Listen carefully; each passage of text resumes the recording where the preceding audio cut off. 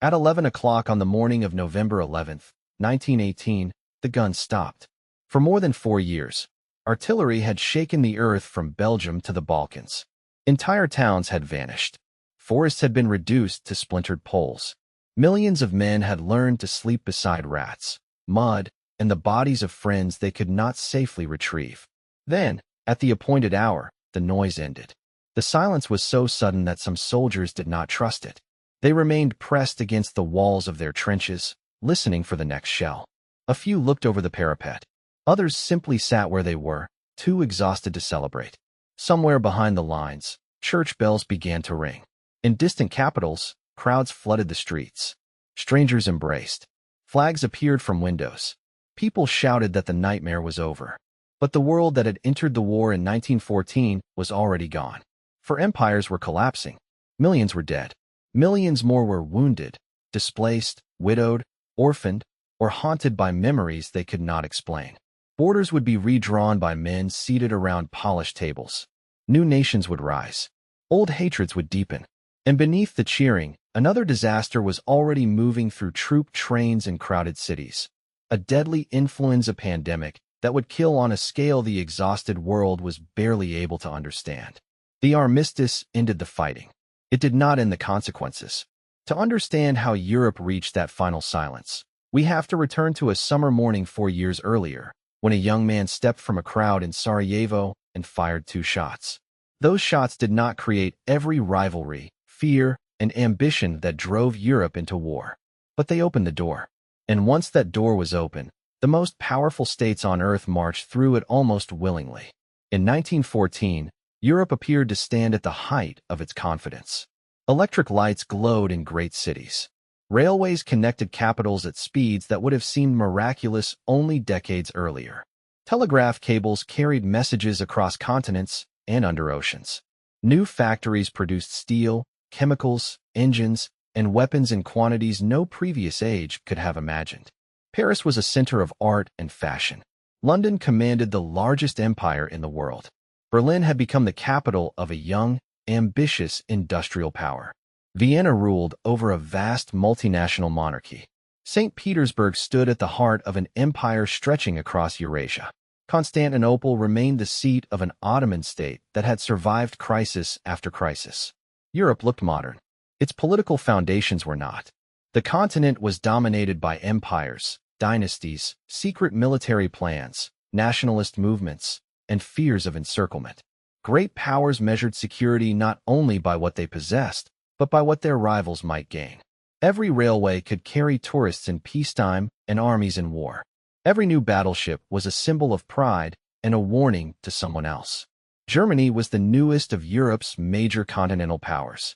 Unified in 1871 after wars led by Prussia, it had grown rapidly into an industrial giant. Its population expanded. Its factories multiplied. Its army was admired and feared. Yet Germany's leaders looked at the map and saw danger. France lay to the west. Russia lay to the east. If those two powers fought together, Germany could face a war on 2 fronts. France had never forgotten the humiliation of 1870 and 1871, when Prussian-led forces defeated it and the new German Empire took Alsace and part of Lorraine. The lost provinces became symbols of national injury. France rebuilt its army and searched for allies. Russia, enormous but unevenly developed, saw itself as a protector of Slavic peoples, especially in the Balkans. It also feared the growth of German influence and the weakening of the Ottoman Empire. Austria-Hungary, meanwhile, regarded Slavic nationalism as a direct threat to its survival. Its ruler, Emperor Franz Joseph, presided over lands inhabited by Germans, Hungarians, Czechs, Slovaks, Poles, Ukrainians, Romanians, Croats, Serbs, Slovenes, Italians, and others. The empire was not simply a prison waiting to explode, as later stories sometimes suggest. It had institutions, loyalties, and a complex political life. But it also carried tensions that could become dangerous in a crisis. Britain had traditionally tried to prevent any single power from dominating continental Europe. It possessed the world's largest navy and an empire that reached into nearly every ocean. For much of the 19th century, Britain had viewed France and Russia as major imperial competitors. But the rise of Germany changed the calculation. German leaders wanted a navy worthy of a world power. Britain saw that navy as a threat. A costly naval arms race followed. Vast dreadnought battleships slid into the water, each more heavily armed than the last. Newspapers turned shipbuilding into a national obsession. Fear became policy. Policy became steel. By 1914, Europe had divided into rival groupings. Germany and Austria-Hungary formed the core of the Central Powers. Italy was formally linked to them through the Triple Alliance, though its commitment was uncertain and its interests often conflicted with Austria-Hungary. France and Russia were allied. Britain had reached understandings with both, creating what became known as the Triple Entente. These arrangements did not make war automatic in every possible crisis, but they created expectations, military conversations, and strategic fears. A conflict involving one great power could quickly pull in others, and nowhere was the danger greater than in the Balkans. For centuries, the Ottoman Empire had ruled much of southeastern Europe. By the early 20th century, Ottoman power there had sharply declined. New states had emerged. Serbia, Bulgaria, Greece, Romania, and Montenegro pursued their own ambitions. The Balkan Wars of 1912 and 1913 had changed borders and left bitterness behind. Serbia had grown stronger. Austria-Hungary had grown more anxious. Serbian nationalism carried a powerful dream: the unification of South Slavic peoples, including Serbs living inside Austria-Hungary. To Serbian patriots, this could mean liberation. To leaders in Vienna, it could mean the dismemberment of their empire. Bosnia-Herzegovina stood at the center of the tension. Austria-Hungary had occupied the provinces in 1878 and formally annexed them in 1908. Many Serbs were furious. Secret networks emerged. Some promoted propaganda. Some smuggled weapons. Some believed assassination could alter history. On June 28, 1914, Archduke Franz Ferdinand, heir to the Austro-Hungarian throne, visited Sarajevo with his wife, Sophie. The date itself was charged with meaning for Serbs. It was associated with the medieval Battle of Kosovo, a central event in Serbian national memory. The Archduke's visit was therefore more than a ceremonial tour. It took place in a city filled with political tension, watched by officials who knew hostility existed but failed to provide adequate security. Along the route waited several young conspirators linked to the revolutionary movement known as Young Bosnia. They wanted to strike at Habsburg rule. Weapons and assistance had reached them through channels connected to Serbian nationalist circles, including figures tied to Serbian military intelligence. The full chain of responsibility remains historically complex. What is clear is that the young men were prepared to kill. The first attempt failed. One conspirator threw a bomb at the Archduke's car. The driver accelerated. The bomb exploded behind it, wounding members of the procession and bystanders. Franz Ferdinand continued to the town hall, angry and shaken. Later, he decided to visit the wounded at the hospital. Then came one of history's most famous accidents. The driver took a wrong turn. When he tried to reverse, the car slowed near a cafe. Standing close by was 19-year-old Gavrilo Princip, one of the conspirators who may have believed the opportunity had already been lost. Suddenly, the heir to the Austro-Hungarian throne was only a few steps away. Princip raised a pistol and fired. One bullet struck Sophie. Another struck Franz Ferdinand. Within minutes, both were dying.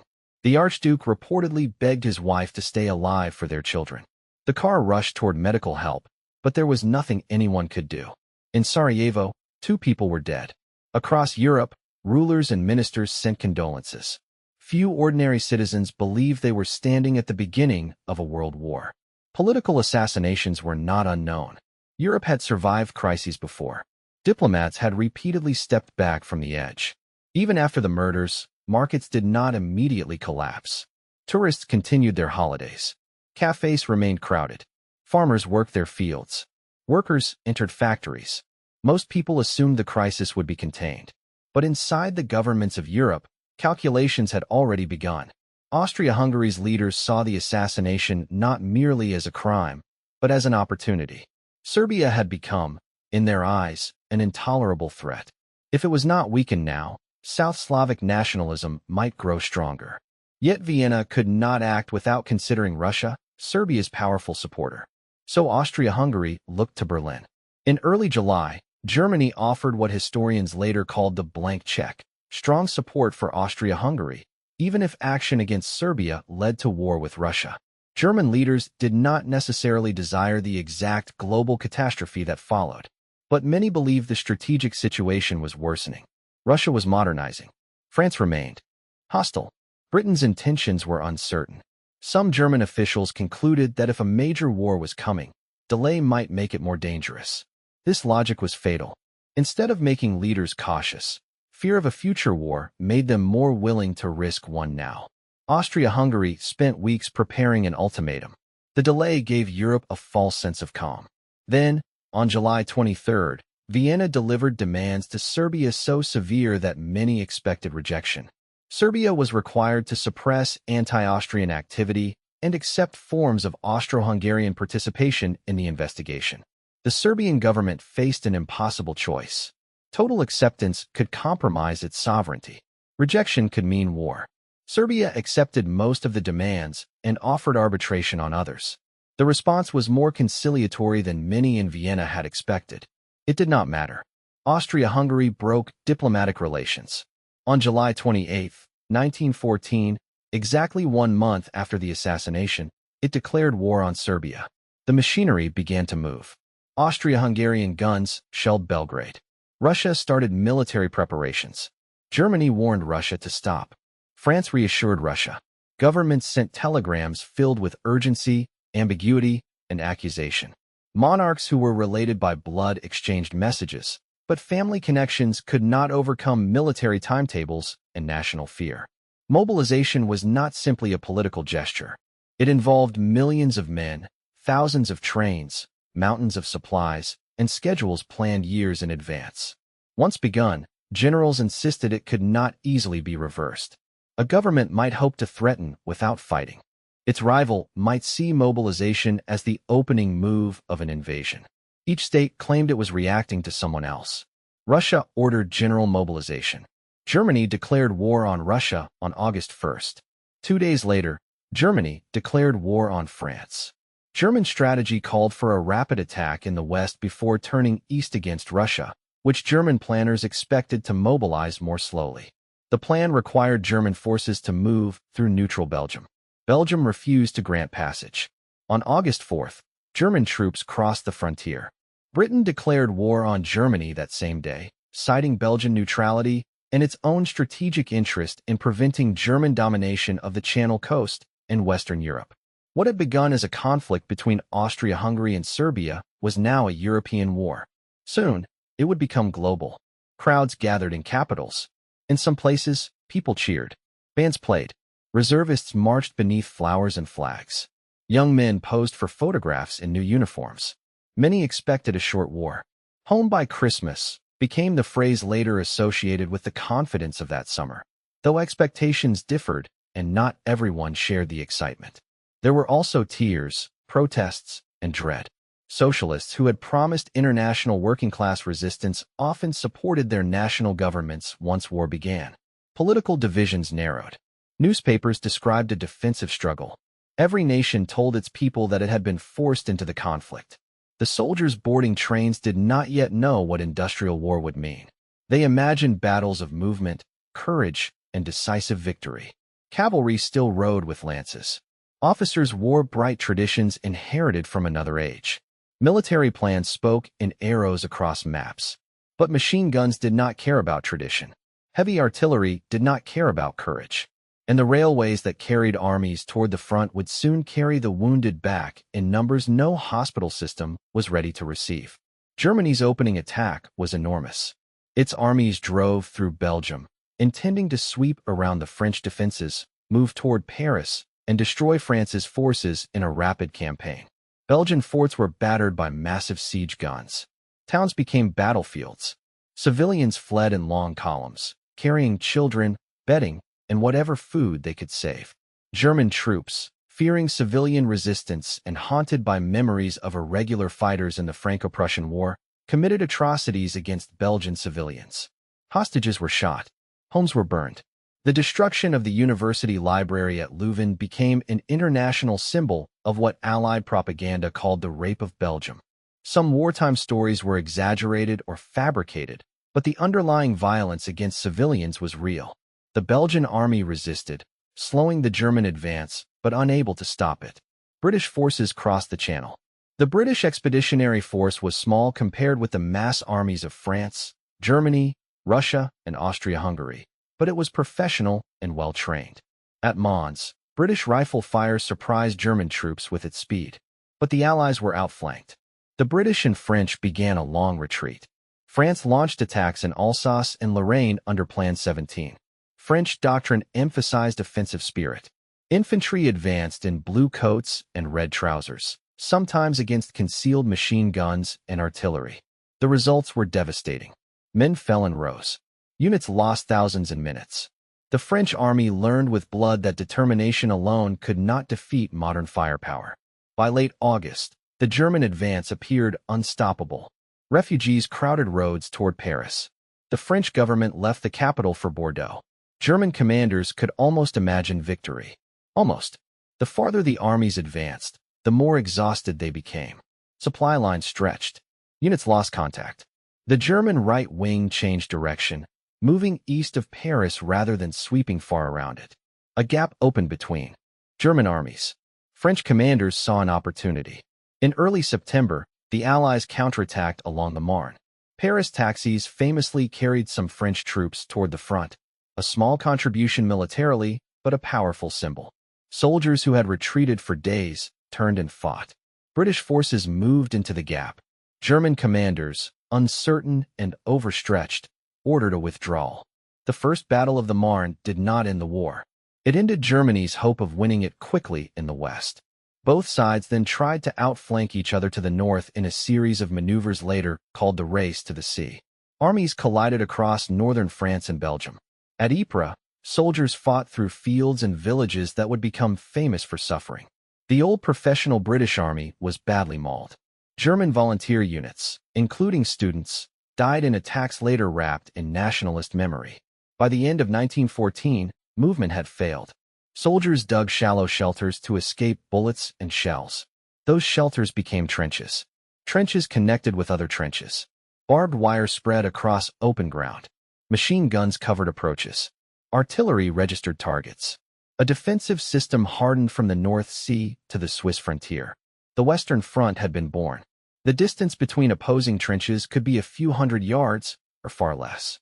The ground between them became known as no man's land. It was cut by wire, cratered by shells, and watched by rifles. At night, patrols crawled into the darkness. Engineers repaired defenses. Soldiers carried food, ammunition, timber, and water through communication trenches. At dawn and dusk, both sides stood alert for attack. The war that generals had expected to decide in weeks was becoming a siege hundreds of miles long.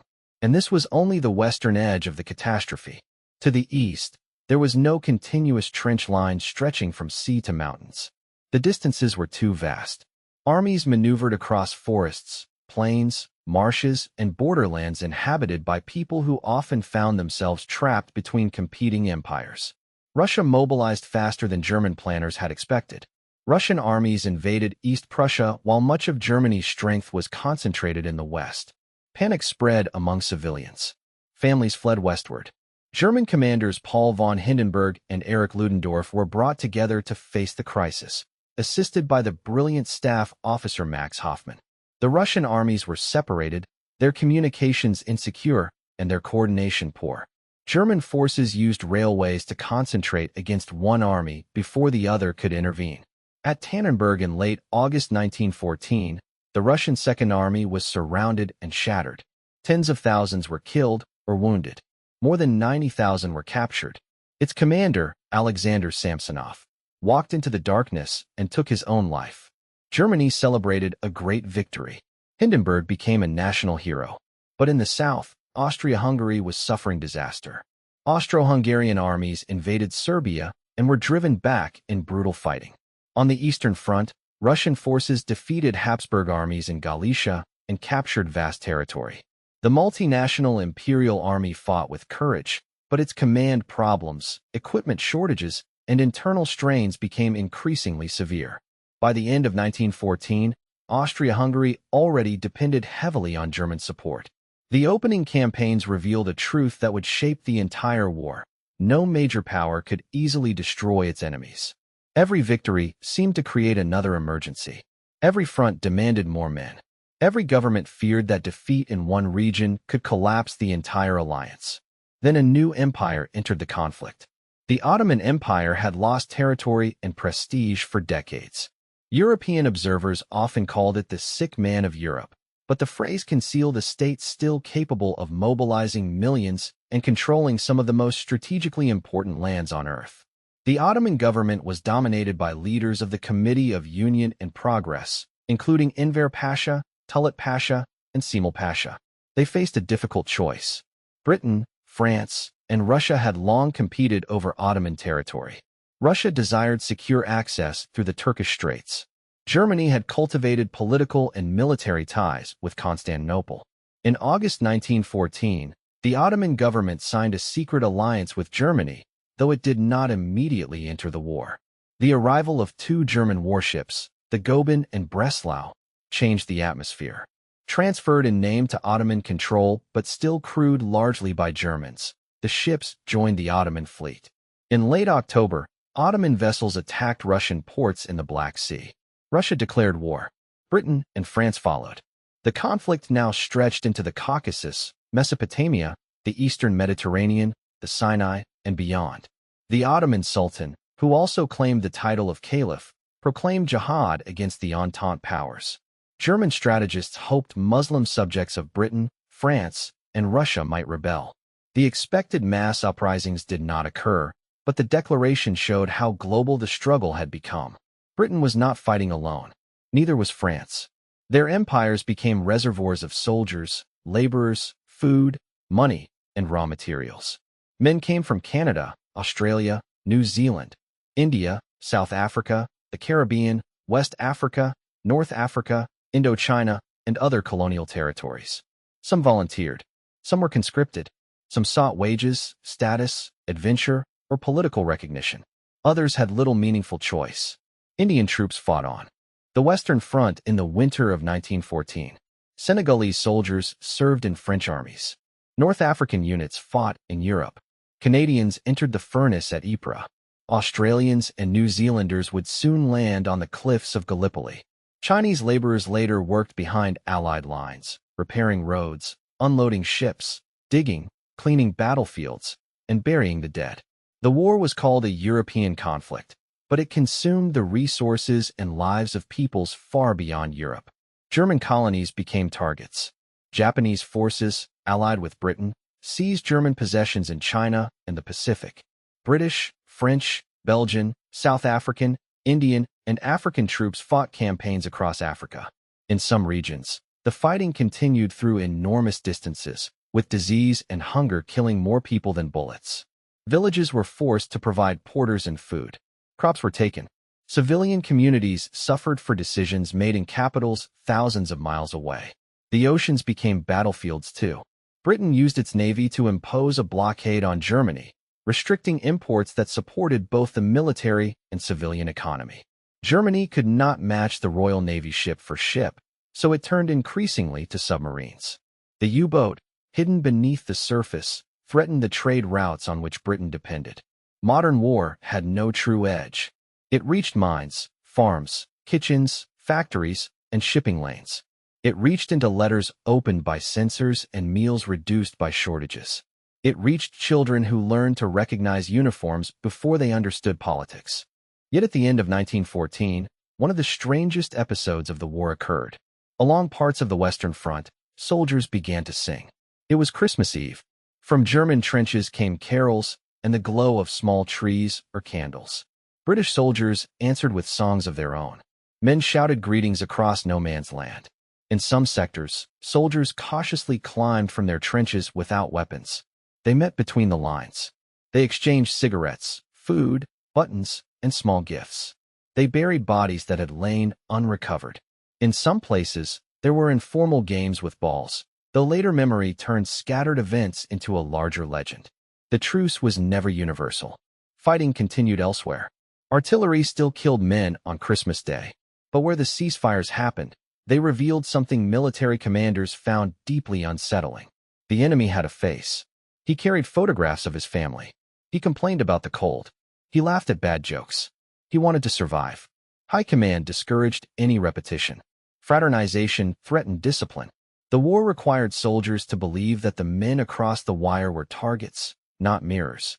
Soon the trenches returned to normal. Normal meant water rising around boots. Normal meant lice in uniforms and rats feeding on food scraps and corpses. Normal meant the smell of mud, smoke, sewage, sweat, decay, and chemicals. A trench system was more than a ditch. Frontline trenches faced the enemy. Support and reserve trenches stood behind them. Communication trenches linked the network. Dugouts ranged from shallow holes to deep underground chambers. Sandbags reinforced walls. Wooden duckboards gave uncertain footing above the mud. Firing steps allowed soldiers to look over the parapet, though a raised head could attract a sniper's bullet. Daily routine often began before dawn with stand-to, when everyone prepared for an attack. Dawn and dusk were considered dangerous because low light could conceal movement. After stand-to came inspections, repairs, breakfast if supplies arrived, sentry duty, cleaning weapons, carrying ammunition, digging, and waiting. Waiting was a weapon of its own. A soldier could spend hours in boredom and then be thrown into seconds of terror. A shell might arrive without warning. A sniper might fire at a careless movement. A trench mortar could drop explosives almost vertically. Rain could collapse walls. Frost could numb hands and feet. Constant damp caused trench foot, a painful condition that could lead to infection and amputation. Men wrote letters home, usually hiding the worst. They asked about crops, children, money, and ordinary meals. They described weather rather than fear. Censors removed sensitive details. Families read between the lines. The wounded passed through a medical chain that became more organized as the war continued. Stretcher bearers carried men from exposed ground to aid posts. Ambulances moved them to casualty clearing stations and hospitals. Surgeons faced shattered bones, deep contamination, and injuries caused by high-velocity metal. Antiseptic methods, blood transfusion techniques, triage systems, facial reconstruction, and rehabilitation advanced under terrible pressure. These improvements saved lives. They also meant more men survived wounds that would have killed them in earlier wars, sometimes with bodies permanently transformed. The dead posed another challenge. Some were buried near where they fell. Others disappeared beneath collapsed trenches or shell craters. Identification discs helped, but many bodies could not be identified. Artillery repeatedly tore open old graves. Entire landscapes became layered with human remains. The front consumed language as well as lives. Men used dark humor to protect themselves. They created slang for shells, rations, officers, and death. They learned to recognize different weapons by sound. An incoming shell could be heard. The one that killed you, soldiers sometimes said, would not be. Behind the lines, civilians faced their own transformation.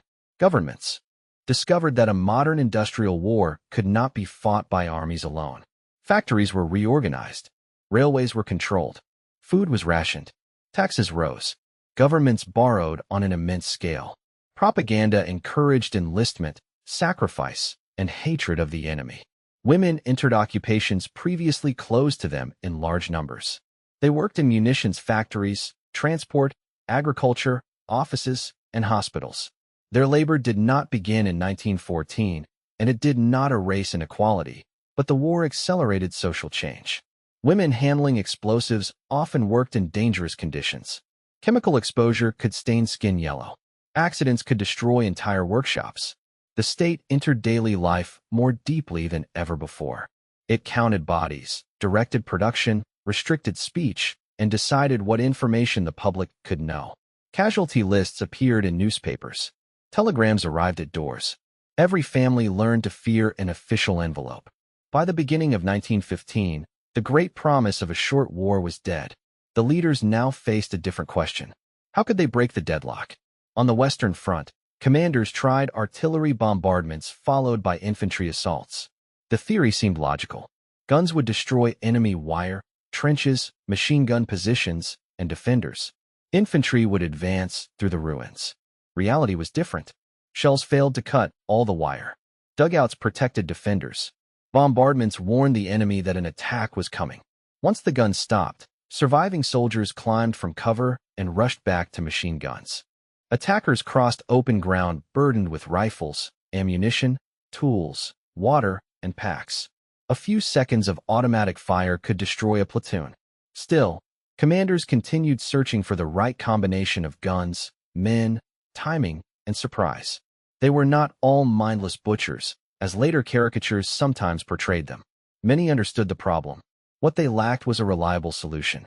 The technology of defense had raced ahead of the ability to attack.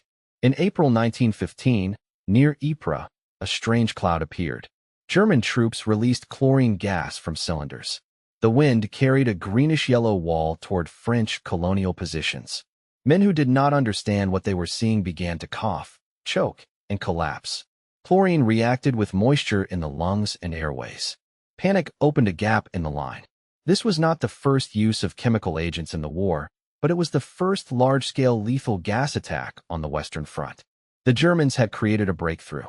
They were not prepared to exploit it fully. Soon both sides used poison gas. Chlorine was followed by phosgene, more difficult to detect and often deadlier. Mustard gas burned skin, eyes, and lungs and contaminated ground.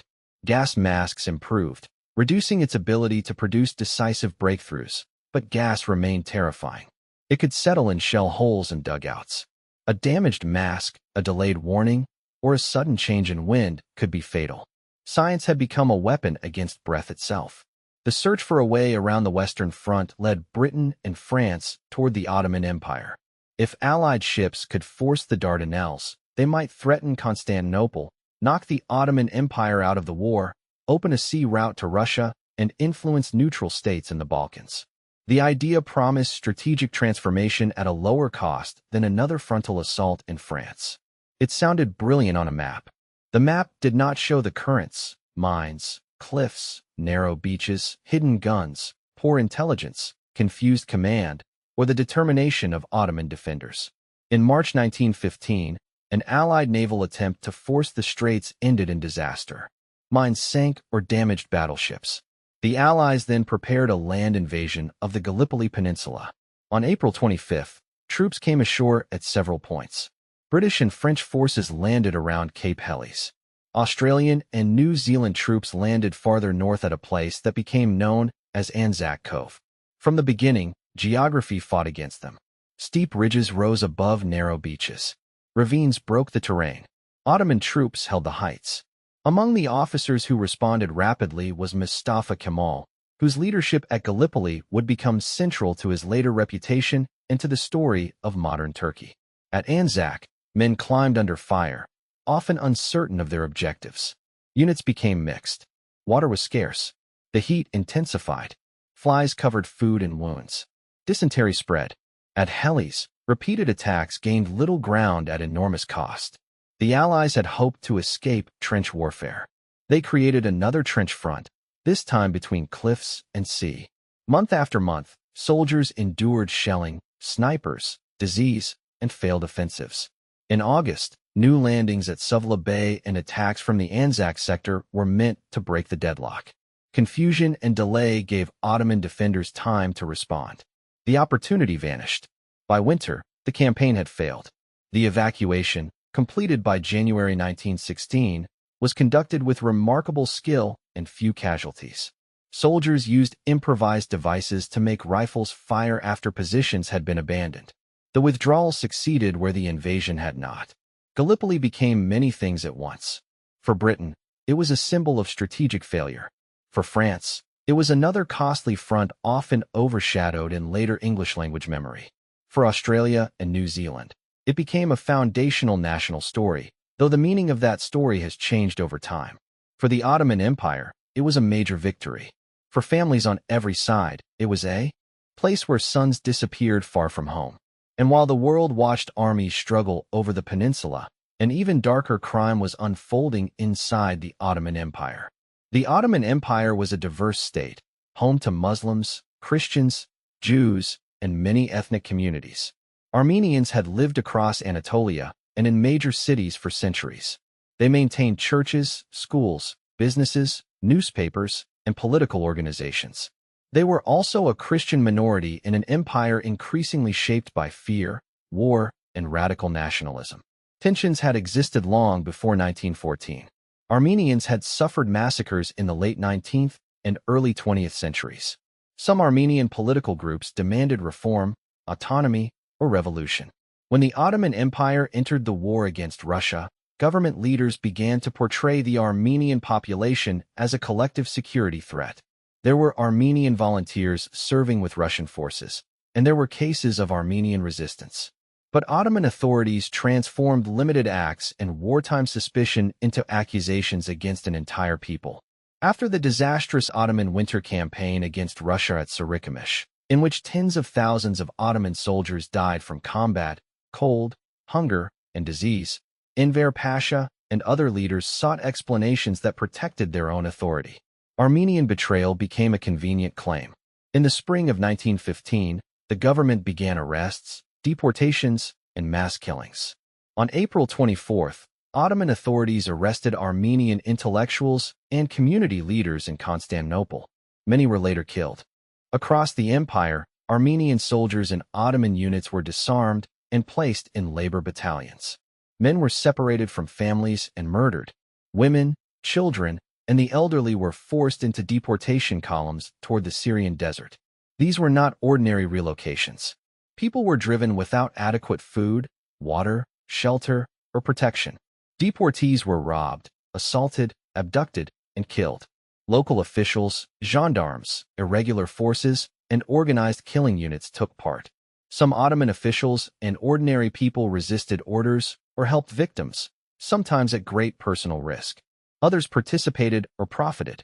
By the end of the process, at least hundreds of thousands and possibly more than 1 million Armenians were dead from massacre, starvation, exposure, disease, and systematic abuse. The destruction is recognized by historians and many governments as the Armenian genocide. The war did not cause hatred from nothing, but war gave radical leaders secrecy, weapons, emergency power, and a language of military necessity. It allowed mass murder to be presented as security. That pattern would not end in 1918. Elsewhere in the Ottoman Empire, civilians of many communities also suffered hunger, displacement, epidemic disease, conscription, and violence. Assyrians and Ottoman Greeks endured persecution and mass killing in several regions. Muslim civilians were displaced or killed as armies moved through the Caucasus and eastern Anatolia. The collapse of imperial authority turned entire provinces into zones of fear. The First World War was not only a contest between armies. It was a crisis in which governments decided who belonged, who could be trusted, and whose life could be sacrificed. In the Atlantic, another event changed public opinion far from the trenches. On May 7, 1915, the British passenger liner Lusitania was approaching the coast of Ireland after crossing from New York. A German U-boat fired a torpedo. The ship sank rapidly. Nearly 1,200 people died, including 128 Americans. Germany argued that the vessel was carrying war materials and that warnings had been issued. The Allies portrayed the sinking as barbaric murder. In the United States, outrage was intense, but President Woodrow Wilson did not ask for war. Most Americans still wanted to remain outside the conflict. Germany, concerned about provoking the United States, temporarily restricted submarine operations. The decision delayed a confrontation. It did not remove the strategic problem. Britain depended on imported food, fuel, and raw materials. Germany believed submarines might sever that lifeline. But unrestricted attacks risked killing citizens of neutral countries and pushing the United States toward the Allies. The submarine war became a gamble waiting to be made. On land, 1915 brought offensive after offensive and disappointment after disappointment. The French attacked in Champagne and Artois. The British fought at Neuve-Chapelle and Loos. At Loos, British forces used poison gas, but shifting winds and poor coordination caused confusion. Some troops advanced into gaps only to find reserves too distant to exploit success. Others were cut down against reinforced positions. Each assault followed a grim rhythm. Bombardment, whistles, men climbing ladders, machine gun fire, stretcher bearers. A few hundred yards gained, then lost, or held at a cost no one had imagined. Commanders often reported local success. Newspapers printed maps with arrows. Governments announced courage and progress. Families counted the empty chairs. On the Eastern Front, the Central Powers achieved greater movement. In the spring of 1915, German and Austro-Hungarian forces broke through Russian lines at Gorlice-Darno. Russian armies retreated hundreds of miles in what became known as the Great Retreat. Poland and other territories fell under Central Powers' occupation. Fortresses surrendered. Civilians fled or were forcibly removed. Jewish communities were caught between suspicion, military rule, and violence. Russia lost territory and men on a staggering scale, but it did not collapse. Its armies withdrew deeper into the empire. The front survived. That survival prolonged the war and increased the pressure on Russian society. Ammunition shortages, poor transport, inflation, and distrust of the government spread. The Tsarist system still appeared enormous. Inside, cracks were widening. Serbia faced catastrophe. It had repelled Austro-Hungarian invasions in 1914, an extraordinary achievement for a small and exhausted country. But in 1915, Germany, Austria-Hungary, and Bulgaria launched a coordinated offensive. Bulgaria joined the Central Powers partly because it sought territory lost in the Balkan Wars. Serbian defenses broke. The army, government, and large numbers of civilians retreated through the mountains of Albania toward the Adriatic during winter. Snow, hunger, disease, and attack killed thousands. Survivors were evacuated to Corfu and later reorganized. Serbia was occupied, but its army would return. The Balkans, often treated as the spark of the war, remained one of its most brutal theaters. In Mesopotamia, British imperial forces, many of them soldiers from India, advanced from the Persian Gulf. Their initial objectives included protecting oil interests and securing Basra. Success encouraged commanders to push farther toward Baghdad. The advance outran supply lines. Near Ctesiphon, British and Ottoman forces fought a costly battle. The British withdrew to Kut al-Amara, where Ottoman troops surrounded them. For months, the garrison suffered hunger and disease. Relief attempts failed at terrible cost. In April 1916, the British force at Kut surrendered. It was one of the greatest humiliations suffered by the British Empire during the war. Thousands of prisoners were marched into captivity.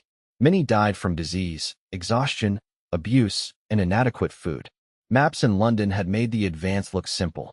The men on the ground paid for the illusion.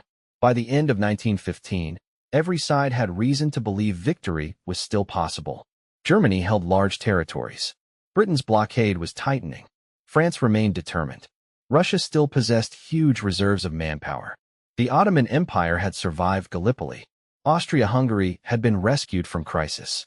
Italy had entered the war on the Allied side in May, opening a new front against Austria-Hungary. Italy had been formally allied with Germany and Austria-Hungary before the war, but argued that the alliance was defensive and did not require intervention. The Italian government then negotiated with both camps, seeking territorial gains. The Allies promised lands at Austria-Hungary's expense under the secret Treaty of London. When Italy declared war on Austria-Hungary, soldiers climbed into one of the most unforgiving battlefields on earth. The Italian front ran through the Alps and along the Isonzo River. Men fought on cliffs, glaciers, rocky ridges, and narrow valleys. Artillery pieces were hauled to impossible heights. Tunnels were cut through mountains. Avalanches killed entire groups. Frostbite and exposure could be as dangerous as enemy fire. Italian commander Luigi Cadorna launched repeated battles along the Isonzo. The terrain favored defenders. Gains were small. Casualties mounted. Discipline was severe. Yet the attacks continued because leaders believed pressure might finally break the Habsburg army. Every front now carried the same hope. One more offensive. One more push. One more sacrifice large enough to make the previous sacrifices meaningful. The year 1916 would test that belief more violently than anything before it. Germany chose Verdun. Verdun was not simply a fortress city. It held deep historical and emotional meaning for France. It guarded routes toward the interior and stood within a ring of forts. German planners believed an attack there would force France to defend at any cost. The exact intentions of German Chief of Staff Erich von Falkenhayn have been debated. He later claimed the goal was to bleed the French army white by attacking a place France could not abandon. Whether that phrase fully reflects the original plan or later justification, the strategic logic was clear: compel France into a battle of attrition under conditions favorable to Germany. On February 21, 1916, German artillery opened fire. The bombardment was overwhelming. Shells crashed into forts, trenches, forests, and roads. The landscape disappeared beneath smoke. German infantry advanced behind the barrage, using new assault methods, flamethrowers, grenades, and small unit tactics. French positions broke. Fort Douaumont, one of the strongest symbols of Verdun's defenses, fell with shocking ease after a small German party entered it. The news stunned France.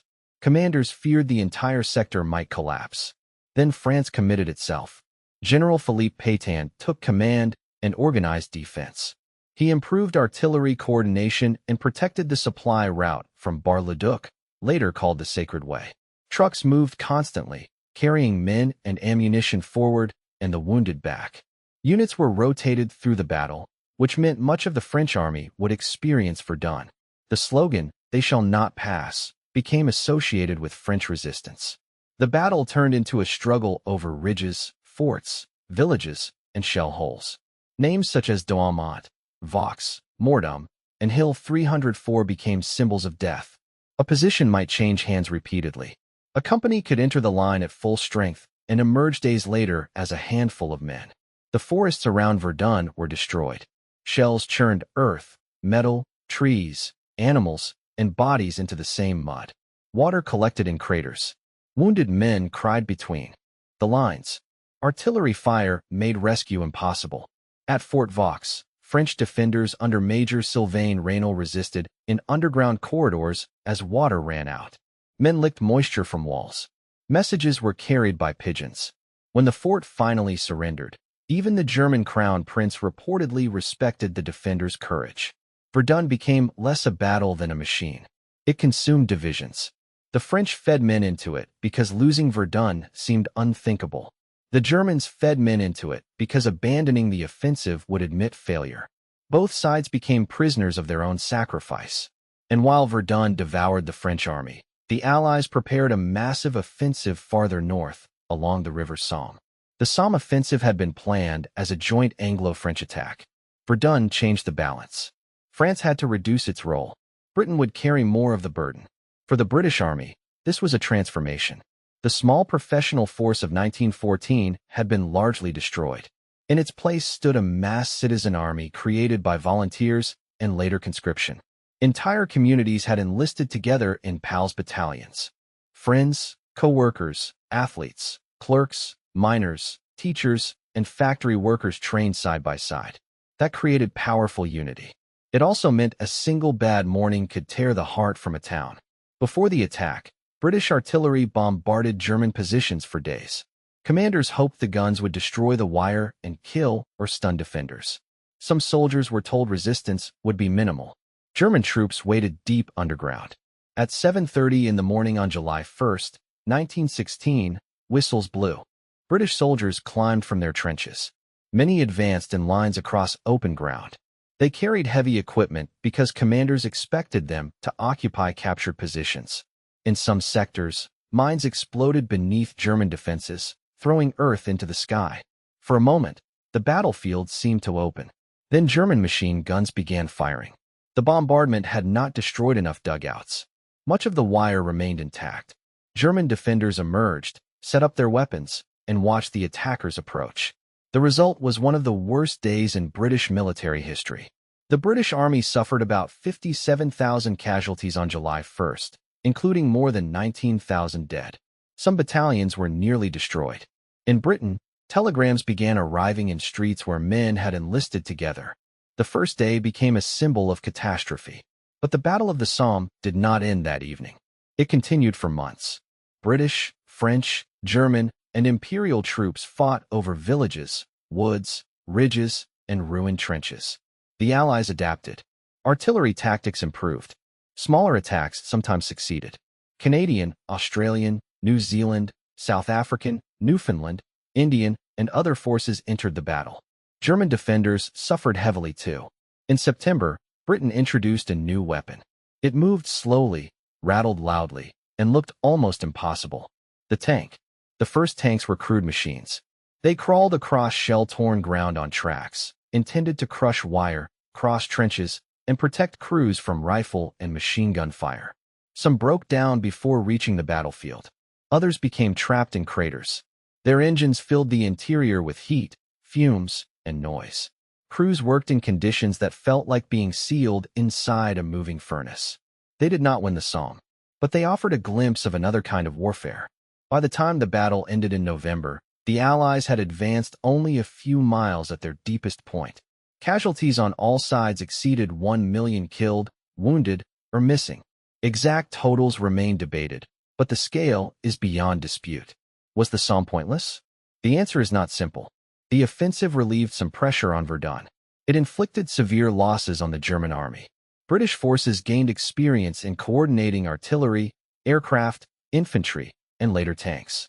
Yet those results came through a method that consumed human beings at a terrifying rate. History often asks whether ground was gained. The families of the dead asked why the ground mattered. At Verdun, the balance slowly shifted. German troops were drawn away to meet crises elsewhere. French counterattacks retook Fort Douaumont and Fort Vaux. By December, much of the lost territory had been recovered. France had held. Germany had failed to break it. Neither side could truly call the result a victory.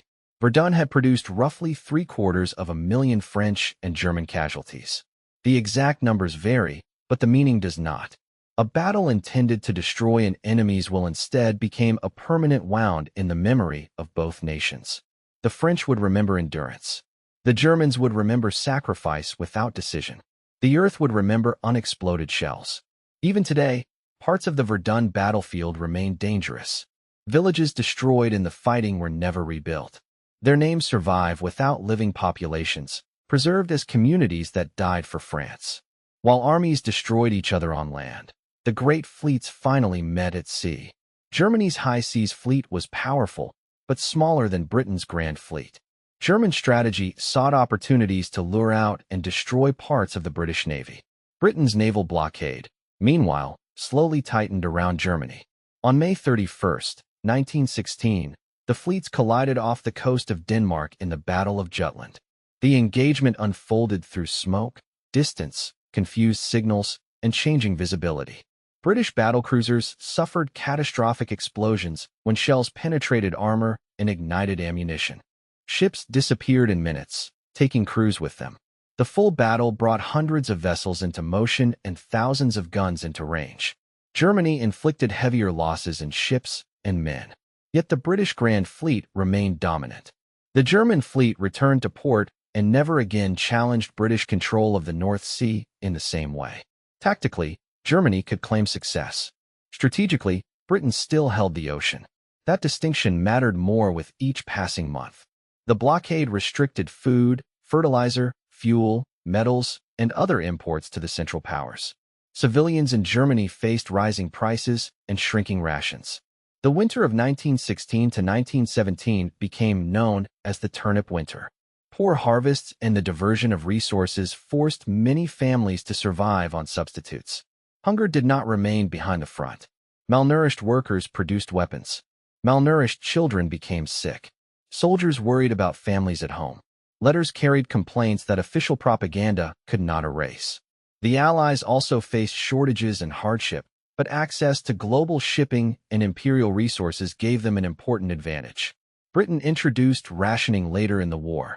France endured invasion and the occupation of major industrial and agricultural regions.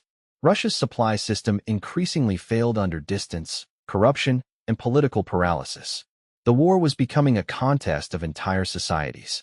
Victory might belong not to the army that won the most dramatic battle, but to the alliance that remained fed, financed, supplied, and politically intact. In 1916, Russia launched one of the most successful offensives of the war. General Alexei Brusilov commanded armies facing Austria-Hungary in the southwest. Instead of concentrating on one narrow point after a long bombardment, he prepared attacks across a broad front. Assault troops moved from trenches dug close to enemy positions. Artillery preparation was shorter and more carefully targeted. The offensive began in June. Austro-Hungarian lines collapsed. Russian troops captured enormous numbers of prisoners and advanced across wide areas. The attack brought Austria-Hungary close to military disaster. Germany had to transfer forces east, relieving pressure on Italy and France.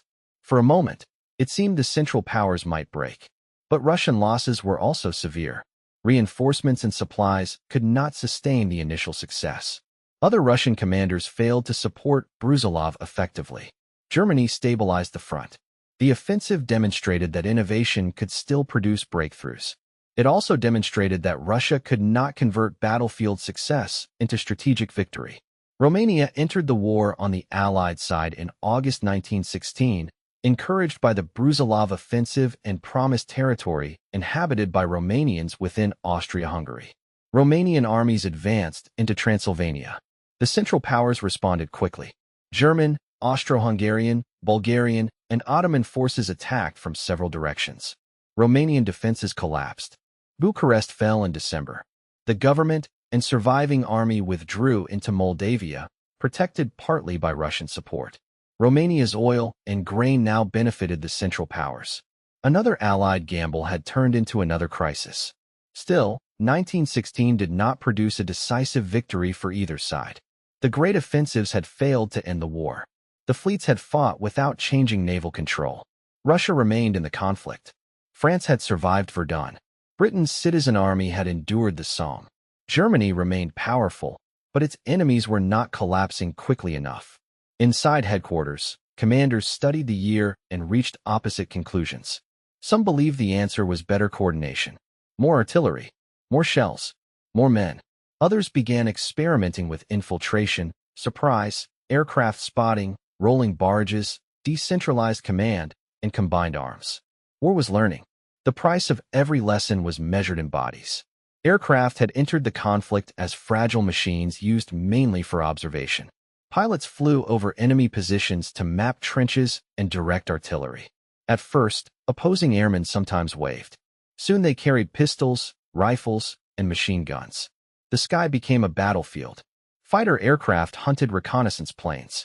Aces became celebrities because the public could understand individual duels more easily than anonymous artillery slaughter. Newspapers turned pilots into modern knights. Names such as Manfred von Richthofen, the Red Baron, became legends. The reality was less romantic. Aircraft were made of wood, wire, and fabric. Engines failed. Fuel caught fire. Pilots flew without parachutes for much of the war. A few victories could create fame. One bullet could end it. Observation balloons also hung above the fronts, directing guns and watching movement. They were tempting targets and dangerous assignments. Anti-aircraft fire grew more effective. Technology developed at extraordinary speed because survival demanded it. Artillery remained the greatest killer. Heavy guns could fire shells beyond the horizon. Sound ranging, aerial observation, flash spotting, and mathematical calculation improved accuracy. Counter-battery fire targeted enemy guns.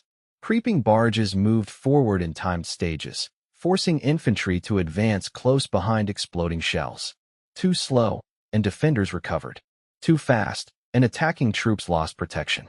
A small error could drop friendly fire onto friendly men. Machine guns changed too.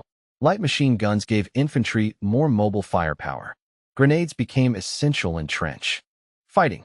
Mortars dropped explosives into positions protected from flat trajectory weapons.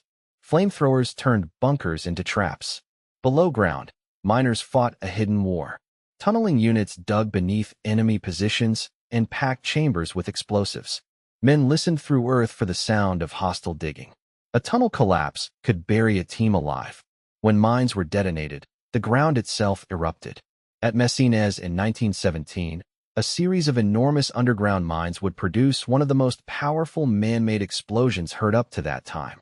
But long before that morning, workers had spent months in darkness, knowing enemy tunnelers might be only feet away. The war invaded the mind. Some soldiers trembled uncontrollably. Some became blind or mute without visible physical injury. Some could not stop reliving bombardments. The condition was called shell shock, though doctors disagreed about its cause. Was it physical damage from explosions? Emotional collapse? Cowardice? A failure of will? The answers shaped treatment. Some men received rest and sympathy. Others faced harsh discipline. Military systems built around obedience struggled to understand psychological injury. Soldiers who could no longer function were sometimes accused of desertion or cowardice. Hundreds of men in several armies were executed for military offenses, including desertion, though the circumstances varied and many cases were later reassessed. The war demanded impossible courage and then punished some of those whose minds could endure no more. Religion offered comfort to many. So did comradeship. Men survived because the person beside them needed them. Loyalty to a unit often mattered more than slogans from politicians. Soldiers might doubt the war's purpose while still refusing to abandon friends. That bond could be noble. It could also keep exhausted men fighting long after belief had disappeared. On leave, soldiers entered a different world. Cities had music, restaurants, families, and beds. Yet the front followed them. Loud noises caused panic. Mud on a street recalled a battlefield. Civilians asked questions that could not be answered. What was it like? The honest answer was too large. Many soldiers simply said little. The gap between front and home widened. Civilians read official reports of heroic advances. Soldiers saw ground gained and lost. Civilians complained about rationing. Soldiers remembered dead friends. Resentment moved in both directions. Governments worked to control the story. Posters portrayed the enemy as monstrous and enlistment as duty. Newspapers faced censorship. Atrocities were publicized, sometimes accurately and sometimes through exaggeration. Films and photographs showed selected images. Graphic death was often hidden from the public. Propaganda did not always require lies. It required selection. Show the ruined church, not the shell fired by your own side. Show the brave nurse, not the overcrowded ward. Show the enemy prisoner, not your own surrendering troops. Every government constructed a moral world in which continued sacrifice was necessary. As casualties rose, voluntary enlistment declined. Britain introduced conscription in 1916, a major departure from tradition. Other powers had already relied on compulsory military service. Men who refused for religious, political, or moral reasons became conscientious objectors. Some accepted non-combatant work. Others were imprisoned and abused. Labor movements gained leverage because factories needed workers. Governments negotiated, threatened, and restricted strikes. Prices rose faster than wages. War profits created anger. The rich could not entirely escape sacrifice, but class shaped food, safety, and influence. Colonial subjects noticed the contradictions. European empires claimed to fight for civilization and, increasingly, for national rights.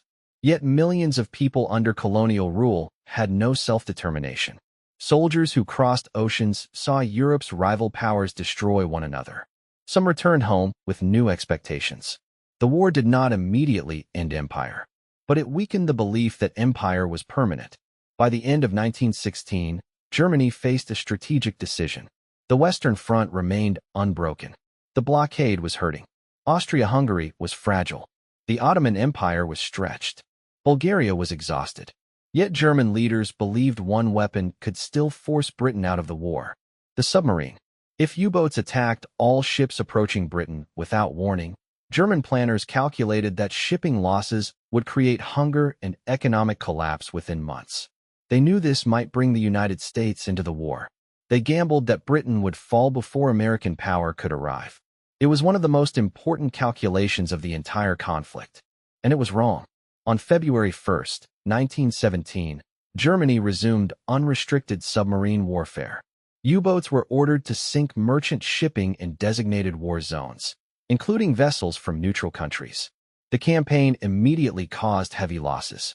Ships vanished with crews and cargoes. Insurance rates climbed. Britain watched its grain reserves fall. For several weeks, the German calculation appeared frighteningly close to success. Then the Allies changed how they moved ships. Merchant vessels began sailing in convoys protected by warships. The system reduced the number of easy targets and allowed escorts to concentrate their defense. Anti-submarine patrols, mines, depth charges, intelligence, and improved coordination made U-boat operations more difficult. Britain was hurt. It did not collapse. The United States, meanwhile, was being pulled toward war. President Woodrow Wilson had won re-election in 1916. after campaigning on the fact that the country had remained at peace. American opinion was divided. Millions of citizens had family ties to countries on both sides. Irish Americans often distrusted Britain. German Americans resisted anti-German hysteria. Socialists and pacifists opposed intervention. Financial and commercial links, however, increasingly connected the American economy to the Allied cause. German submarine warfare made neutrality harder to maintain. Then came the Zimmermann telegram. British intelligence intercepted a secret German message proposing that if the United States entered the war against Germany, Mexico should join Germany in return for support in recovering territory lost to the United States. The proposal was unrealistic, but when the telegram became public, it caused outrage. American merchant ships were sunk.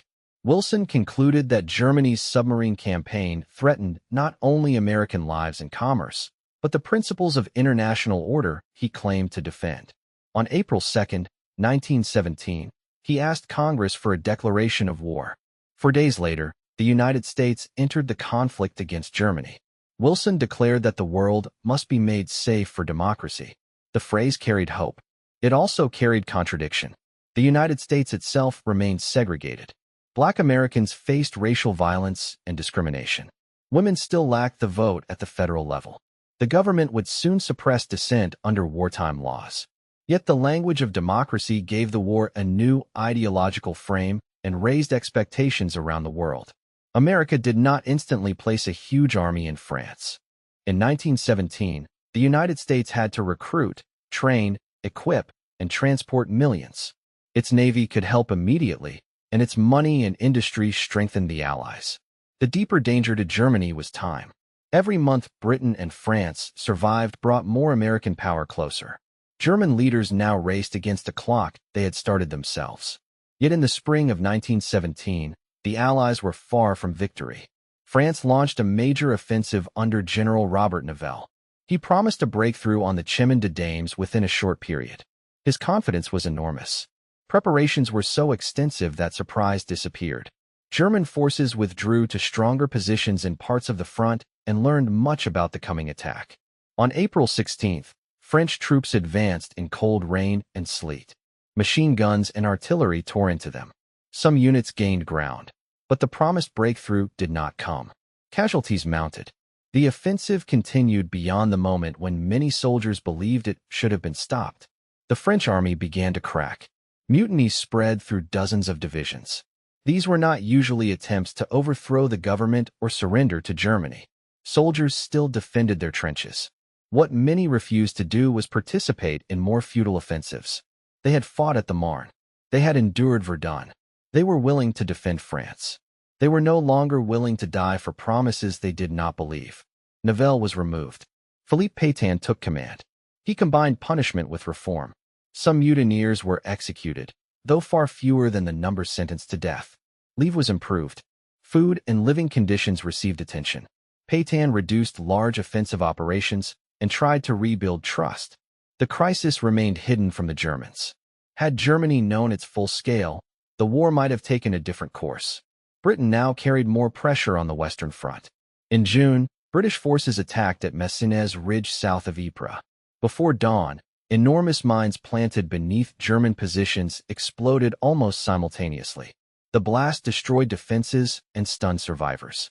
A carefully coordinated assault captured the ridge. Messines showed what planning, limited objectives, engineering, and surprise could achieve. It also encouraged British commander Douglas Haig to pursue a far larger offensive in Flanders. The goal was to break through near Ypres, capture ridges, threaten German submarine bases on the Belgian coast, and wear down the German army. The offensive became known as the Third Battle of Ypres. Its most famous name would be Passchendaele. The battle began in July 1917. Artillery bombardment shattered drainage systems. Heavy rain fell. The ground turned into deep mud. Shell craters filled with water. Men, animals, guns, and vehicles sank. Wounded soldiers could drown only yards from help. Stretcher bearers struggled through a landscape that seemed no longer solid. The mud became the battle's symbol, but the struggle was more than weather. German defenses were organized in depth. Concrete pillboxes survived bombardment. Counterattacks struck troops who had advanced beyond support. British and imperial forces developed increasingly effective methods, including bite-and-hold attacks that seized limited ground and prepared to defeat the counterattack. Australian, New Zealand, Canadian, British, French, and other units fought through successive phases. German troops endured the same artillery storm from the other side. Their defenses bent, withdrew, and counterattacked. In November, Canadian forces captured the ruins of Passchendaele village. The Allies had advanced. The coastal objectives remained out of reach. Casualties on both sides were immense, though exact totals are disputed. The name Passchendaele became shorthand for suffering, mud, and the question of whether command ambition had lost contact with human reality.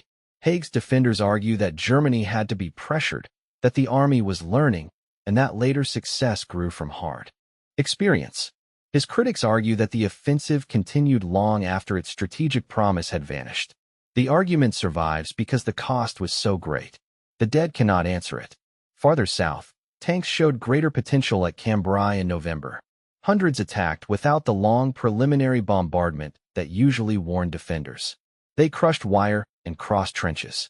British forces gained several miles in a dramatic opening advance. Church bells rang in Britain. Then German reserves counterattacked using infiltration tactics. Much of the ground was lost. Again, the war revealed the future without allowing either side to possess it completely. Tanks could break defenses. Infantry, artillery, aircraft, engineers, communications, fuel, repair, and reserves had to move with them. The machine alone was not the answer. In Russia, the old world was collapsing. The Russian Empire entered 1917 exhausted. Millions had been killed, wounded, or captured. Food existed in the country, but transport systems failed to deliver enough to cities. Inflation destroyed wages. Queues lengthened. Soldiers at the front lacked faith in commanders and government. Tsar Nicholas II had taken personal command of the army in 1915, linking the monarchy directly to military failure. In the capital, Empress Alexandra and the mystic Grigory Rasputin became symbols of scandal and incompetence, whether or not every rumor was true. Rasputin was murdered by aristocrats in late 1916. The killing changed nothing. In March 1917, by the Western calendar, demonstrations began in Petrograd over bread shortages and working conditions. Women workers marched. Crowds grew. Troops were ordered to restore order. Some soldiers fired. Others refused. Then they joined the demonstrators. The regime lost control of the capital. Nicholas II abdicated. 3 centuries of Romanov rule ended in a railway carriage. A provisional government took power, promising political freedom and elections. At the same time, workers' and soldiers' councils, known as Soviets, held enormous influence. This unstable arrangement became known as dual power. The new government made a decision that would destroy it. It continued the war. Many Russians wanted peace, land, and food. The government argued that abandoning the Allies would betray Russia's commitments and weaken its international position. In the summer, it launched another offensive. The attack failed. The army disintegrated further. Desertion increased. Peasants seized land. Workers radicalized. National movements challenged imperial authority. Into this crisis returned Vladimir Lenin. The German government helped facilitate his journey from exile, hoping revolution would weaken Russia. Lenin's Bolsheviks demanded peace, land, and bread, and called for power to the Soviets. At first, their position seemed extreme. As the provisional government failed, it became powerful. In November, by the Western calendar, Bolshevik forces seized key points in Petrograd and overthrew the government. The event later became known as the October Revolution because Russia still used the old calendar at the time. The Bolsheviks promised to leave the war. For Germany, this was the opportunity of the century. If Russia withdrew, German divisions could move west before the Americans arrived in full strength. But peace in the East would come at a savage price. Across the Ottoman fronts, the balance was also changing. After the humiliation at Kut, Britain reorganized its Mesopotamian campaign. Better supply systems supported a renewed advance. British imperial forces captured Baghdad in March 1917. In the Sinai and Palestine, British forces pushed against Ottoman defenses. 2 attacks on Gaza failed. Command changed. General Edmund Allenby took over and prepared a broader offensive. At the same time, the Arab revolt challenged Ottoman rule in the Hijaz. Sharif Hussein of Mecca and his sons had risen against the empire in 1916 with British support. Arab fighters attacked railways, isolated garrisons, and tied down Ottoman forces. T.E. Lawrence became the most famous British figure associated with the revolt, though later legend often overshadowed the many Arab leaders and fighters who shaped it. The revolt carried promises of Arab independence. Behind those promises lay secret imperial agreements. Britain and France had discussed dividing influence in Ottoman Arab lands through the Sykes-Picot Agreement. Britain also issued the Balfour Declaration in 1917, supporting the establishment in Palestine of a national home for the Jewish people, while stating that the civil and religious rights of existing non-Jewish communities should not be harmed. These commitments were not easily compatible. The war was creating expectations that peace would struggle to satisfy. In December, Allenby entered Jerusalem on foot, a gesture intended to show respect for the Holy City. British propaganda celebrated the capture. Ottoman armies were retreating, but they were not yet defeated. In Europe, another enemy had appeared, indifferent to every flag. Disease. Crowded barracks, troop ships, camps, hospitals, and cities created ideal conditions for infection. Typhus, dysentery, tuberculosis, and other diseases had already killed and weakened many. In 1918, a new influenza virus would spread through military and civilian populations across the world. Wartime censorship shaped its name. Neutral Spain reported openly on the outbreak, leading many to call it the Spanish flu, though it did not necessarily begin there. The virus would strike in waves, and the deadliest wave was still ahead. At the beginning of 1918, Germany seemed to stand at the edge of victory. Russia was leaving the war. German troops occupied enormous territories in the east. Negotiations at Brest-Litovsk allowed the Central Powers to impose harsh terms on the new Bolshevik government. Russia surrendered control over vast lands and populations, including areas in Poland, the Baltic region, Ukraine, and elsewhere. For Lenin, the treaty was humiliating but necessary. The revolution, he believed, had to survive before it could transform the world. For Germany, the Eastern victory released divisions for the Western Front. For a brief moment, the balance shifted. Ludendorff knew the opportunity would not last. American soldiers were crossing the Atlantic in growing numbers. Germany's allies were weakening. Civilians were hungry. The army had suffered years of attrition. If Germany waited, Allied material superiority would become overwhelming. So Germany prepared one final gamble: the spring offensive. Rather than attacking everywhere, German forces would strike selected points with concentrated artillery, gas, and specially trained assault units. Stormtroopers would bypass strong positions, penetrate weak points, disrupt headquarters and artillery, and create chaos in the rear. Follow-up units would widen the breach. The tactics had been developed through hard experience on several fronts. They represented a major improvement over rigid waves advancing directly into machine guns. But tactics could create movement. They could not guarantee strategy. On March 21, 1918, Operation Michael began against the British front near the Somme. At dawn, thousands of German guns opened fire.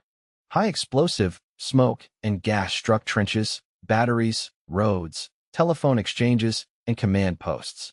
A thick fog covered the battlefield. Stormtroopers moved through the mist. British positions broke. The advance was astonishing. Ground that had taken the Allies months to capture in 1916 was crossed in days. Units retreated under pressure. Headquarters lost communication. Supply dumps were abandoned. The old trench front opened into movement. Paris heard the distant threat.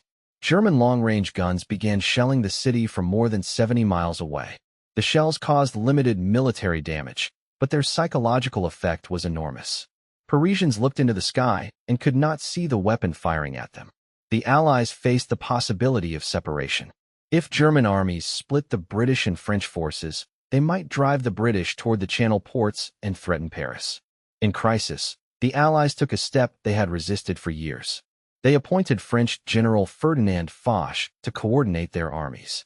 Unity of command came only when disaster made it unavoidable.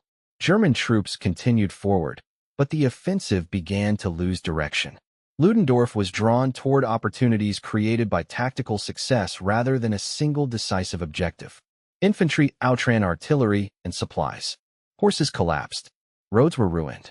Hungry soldiers discovered Allied supply depots filled with food, clothing, and goods unavailable in Germany. Some stopped to eat or loot. The strongest assault units had taken the heaviest casualties. Germany could replace ordinary infantry more easily than its best-trained stormtroopers. Operation Michael slowed. Ludendorff launched additional offensives in Flanders and along the Aisne. Again, German forces achieved dramatic breakthroughs. Again, they failed to produce strategic collapse. The front bulged westward, but the Allies bent without breaking. At one point, German troops came closer to Paris than at any time since 1914. Yet every mile made their position harder to sustain. The Americans were arriving. The American Expeditionary Forces were commanded by General John J. Pershing. He resisted demands to feed all American troops directly into British and French units, insisting on preserving an independent American army. Though some units served temporarily under Allied command, and African-American regiments often fought with the French. The United States built camps, ports, rail systems, hospitals, and supply networks on a massive scale. Soldiers known as doughboys crossed an ocean threatened by U-boats. Many had little combat experience. They entered a war whose veterans had spent years learning how quickly enthusiasm could die. At Cantigny in May, American forces carried out their first major independent attack. At Belleau Wood in June, U.S. Marines and Army troops helped stop German advances near the Marne. They attacked through wheat fields and fought at close range in tangled woods. Casualties were severe. The battle became central to Marine Corps memory. At Château-Thierry and elsewhere, American units showed energy and courage, but also paid for inexperience. Officers learned the same lessons Europeans had learned since 1914. Artillery preparation mattered, machine guns dominated open ground, and bravery could not replace coordination. The crucial fact was not that every American unit was immediately superior. It was that more kept coming. Hundreds of thousands became more than 1 million. Behind them stood the industrial and financial power of the United States. Germany had gambled on winning before that power became decisive. The deadline had arrived. In July, Ludendorff launched another offensive near the Marne. German troops crossed the river in places, but Allied intelligence had warned of the attack. French defenses absorbed the blow. Then Foch counterattacked. French forces, supported by American troops, tanks, and aircraft, struck the exposed German salient. The Germans withdrew. The Second Battle of the Marne marked the turning point. Germany would never again launch a major offensive in the West. Now the Allies moved. On August 8, 1918, British, Australian, Canadian, French, and other forces attacked near Amiens. The assault achieved surprise. Tanks, infantry, artillery, and aircraft worked together. There was no long bombardment to warn the defenders. Fog concealed movement. German lines collapsed across broad areas. Thousands of prisoners were taken. Ludendorff later called August 8 the Black Day of the German Army, not simply because of lost ground, but because some troops surrendered in numbers and morale appeared to fail. Amiens began what became known as the 100 Days Offensive.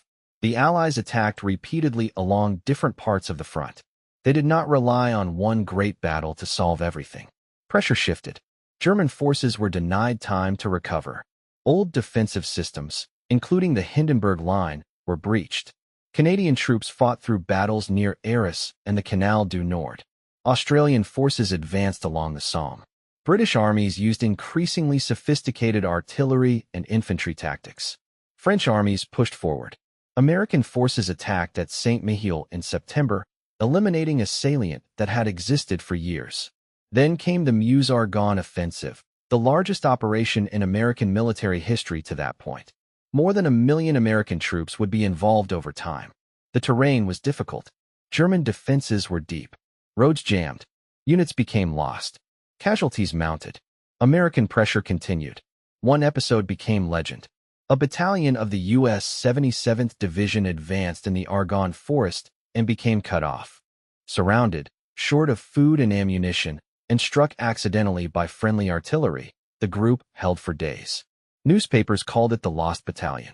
A carrier pigeon, Cher Ami, was credited with delivering a message that helped stop the friendly bombardment, though details of the story have been shaped by memory.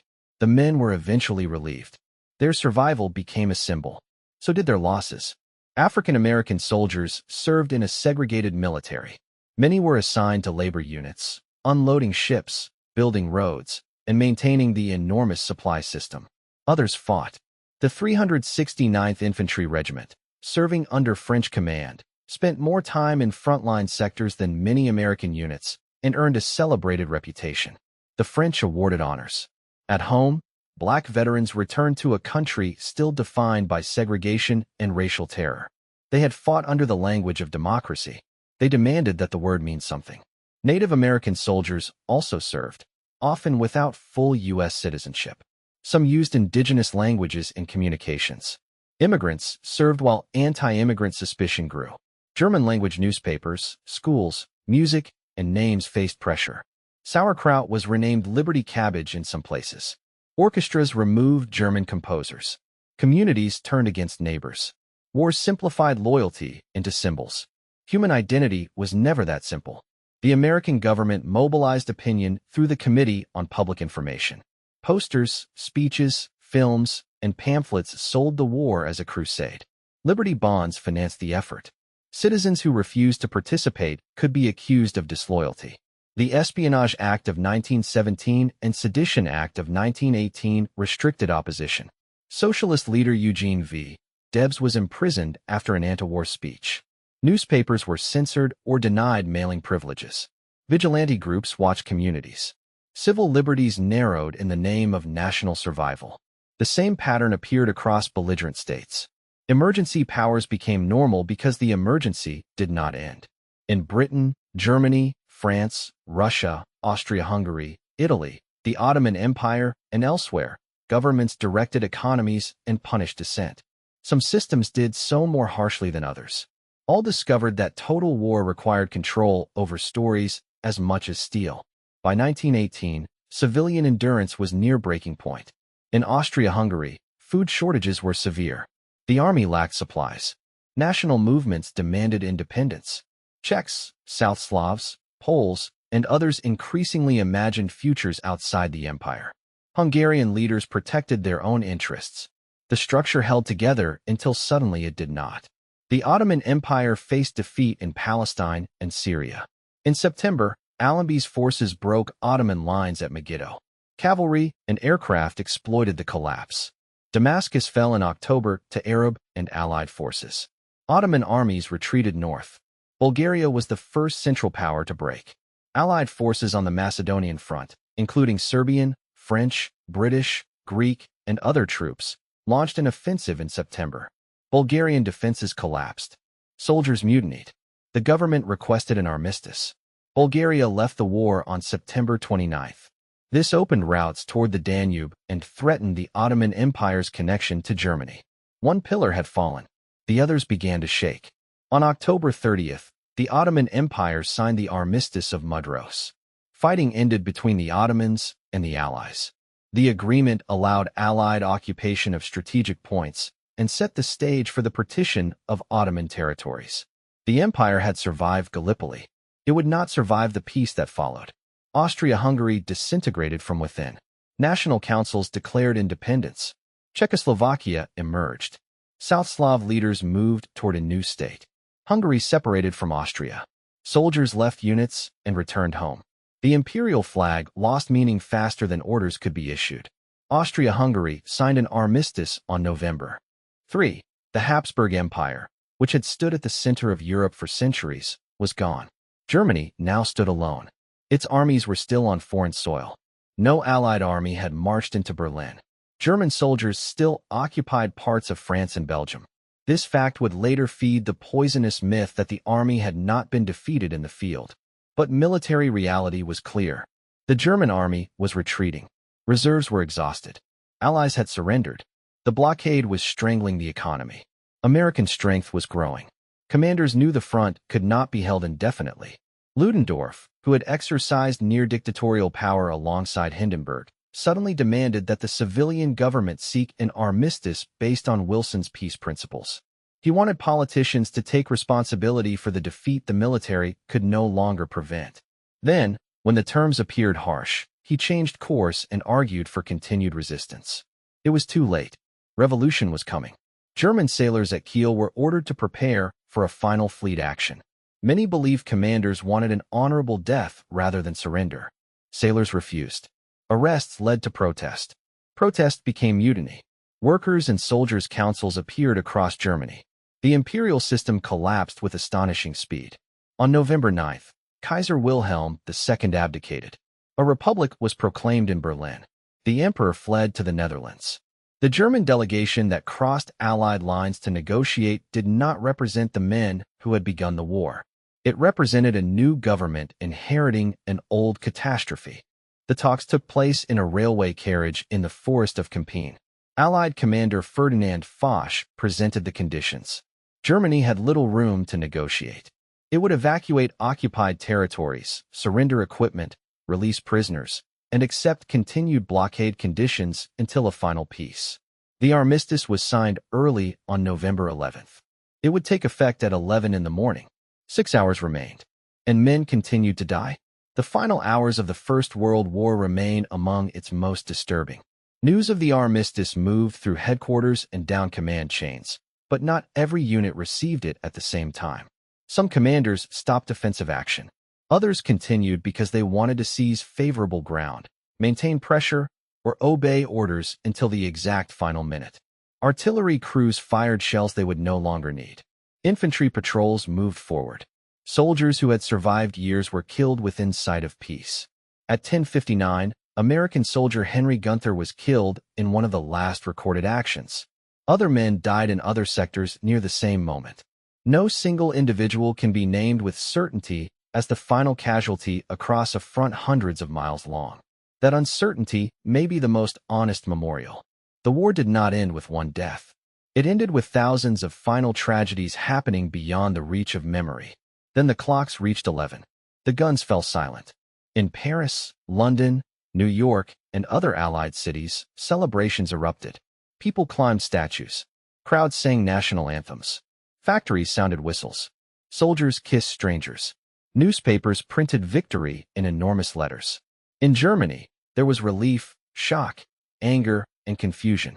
The front had not visibly collapsed before the eyes of the civilian population.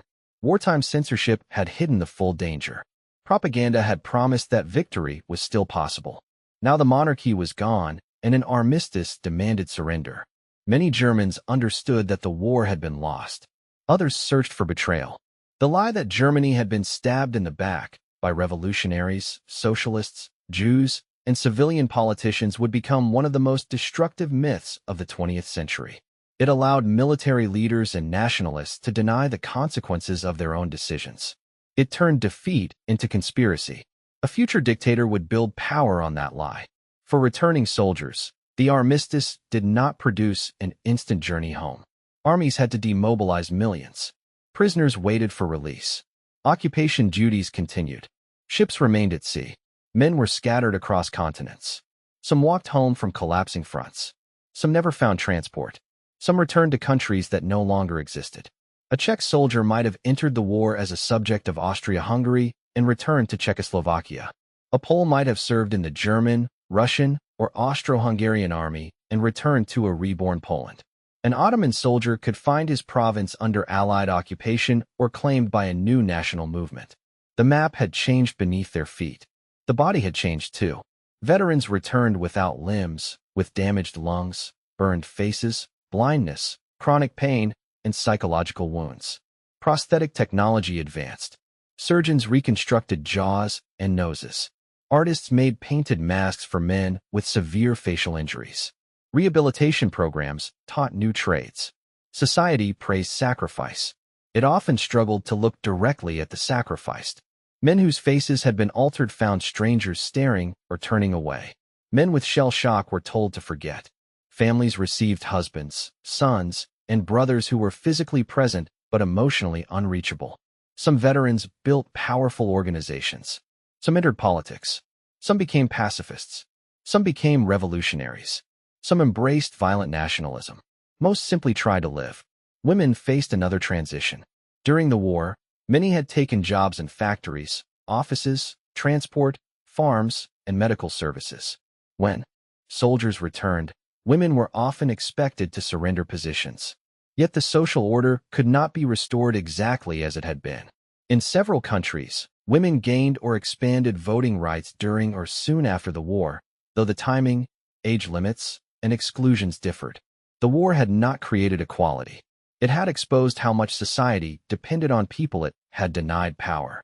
Then came influenza. The pandemic moved in several waves during 1918 and 1919. The deadliest wave spread in the autumn of 1918, precisely when armies were moving, cities were celebrating, and governments were trying to manage collapse. Unlike many seasonal influenza outbreaks, this pandemic killed large numbers of young adults. Patients could deteriorate rapidly. Fever rose. Skin sometimes turned blue from lack of oxygen. Lungs filled with fluid. Hospitals already burdened by war casualties overflowed. Doctors had no antibiotics to treat secondary bacterial pneumonia. The influenza virus itself had not yet been identified. Communities closed schools, theaters, and churches. Some required masks. Public health messages competed with wartime needs and victory celebrations. Troop camps became centers of infection. Ships carried disease across oceans. Railways carried it inland. Remote communities with little immunity suffered catastrophic losses.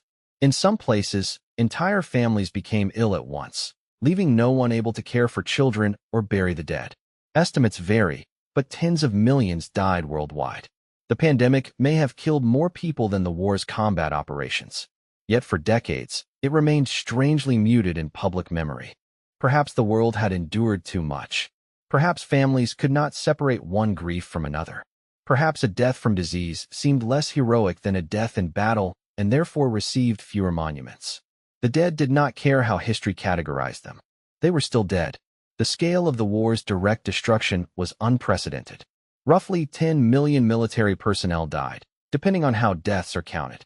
Many millions of civilians also died from violence, hunger, disease, forced displacement, and genocide.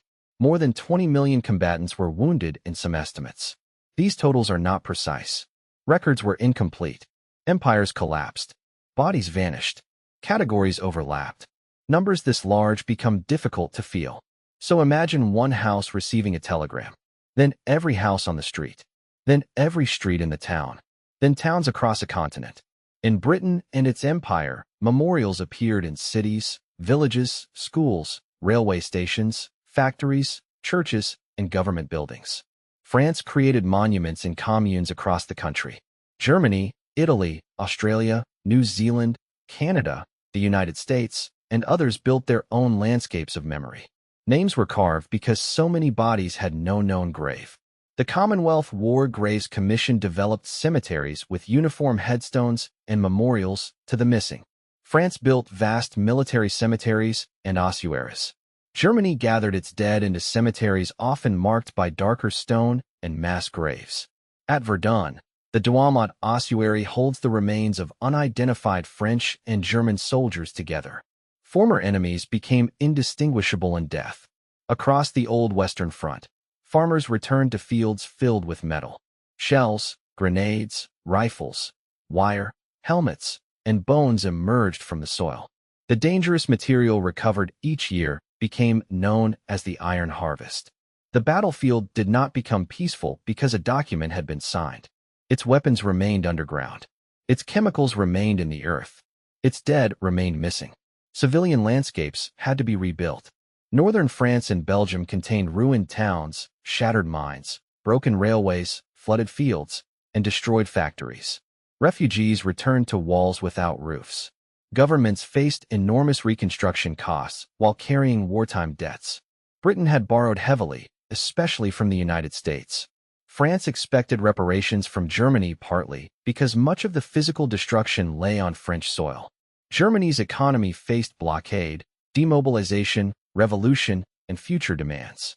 Austria, Hungary, and other successor states inherited fragments of an imperial economy whose railways, markets, industries, and food supplies had once crossed borders now treated as international frontiers. Peace would have to solve military, economic, ethnic, colonial, and ideological crises at the same time. No conference could satisfy every demand. But the decisions made in Paris would shape the next century. In January 1919, representatives from many countries gathered for the Paris Peace Conference. The defeated powers were largely excluded from the central negotiations. Russia, transformed by Bolshevik Revolution and Civil War, was also absent. The most influential Allied leaders became known as the Big Four: Woodrow Wilson of the United States, David Lloyd George of Britain, Georges Clemenceau of France, and Vittorio Orlando of Italy. They had shared enemies. They did not share a single vision of peace. Wilson arrived with extraordinary international prestige.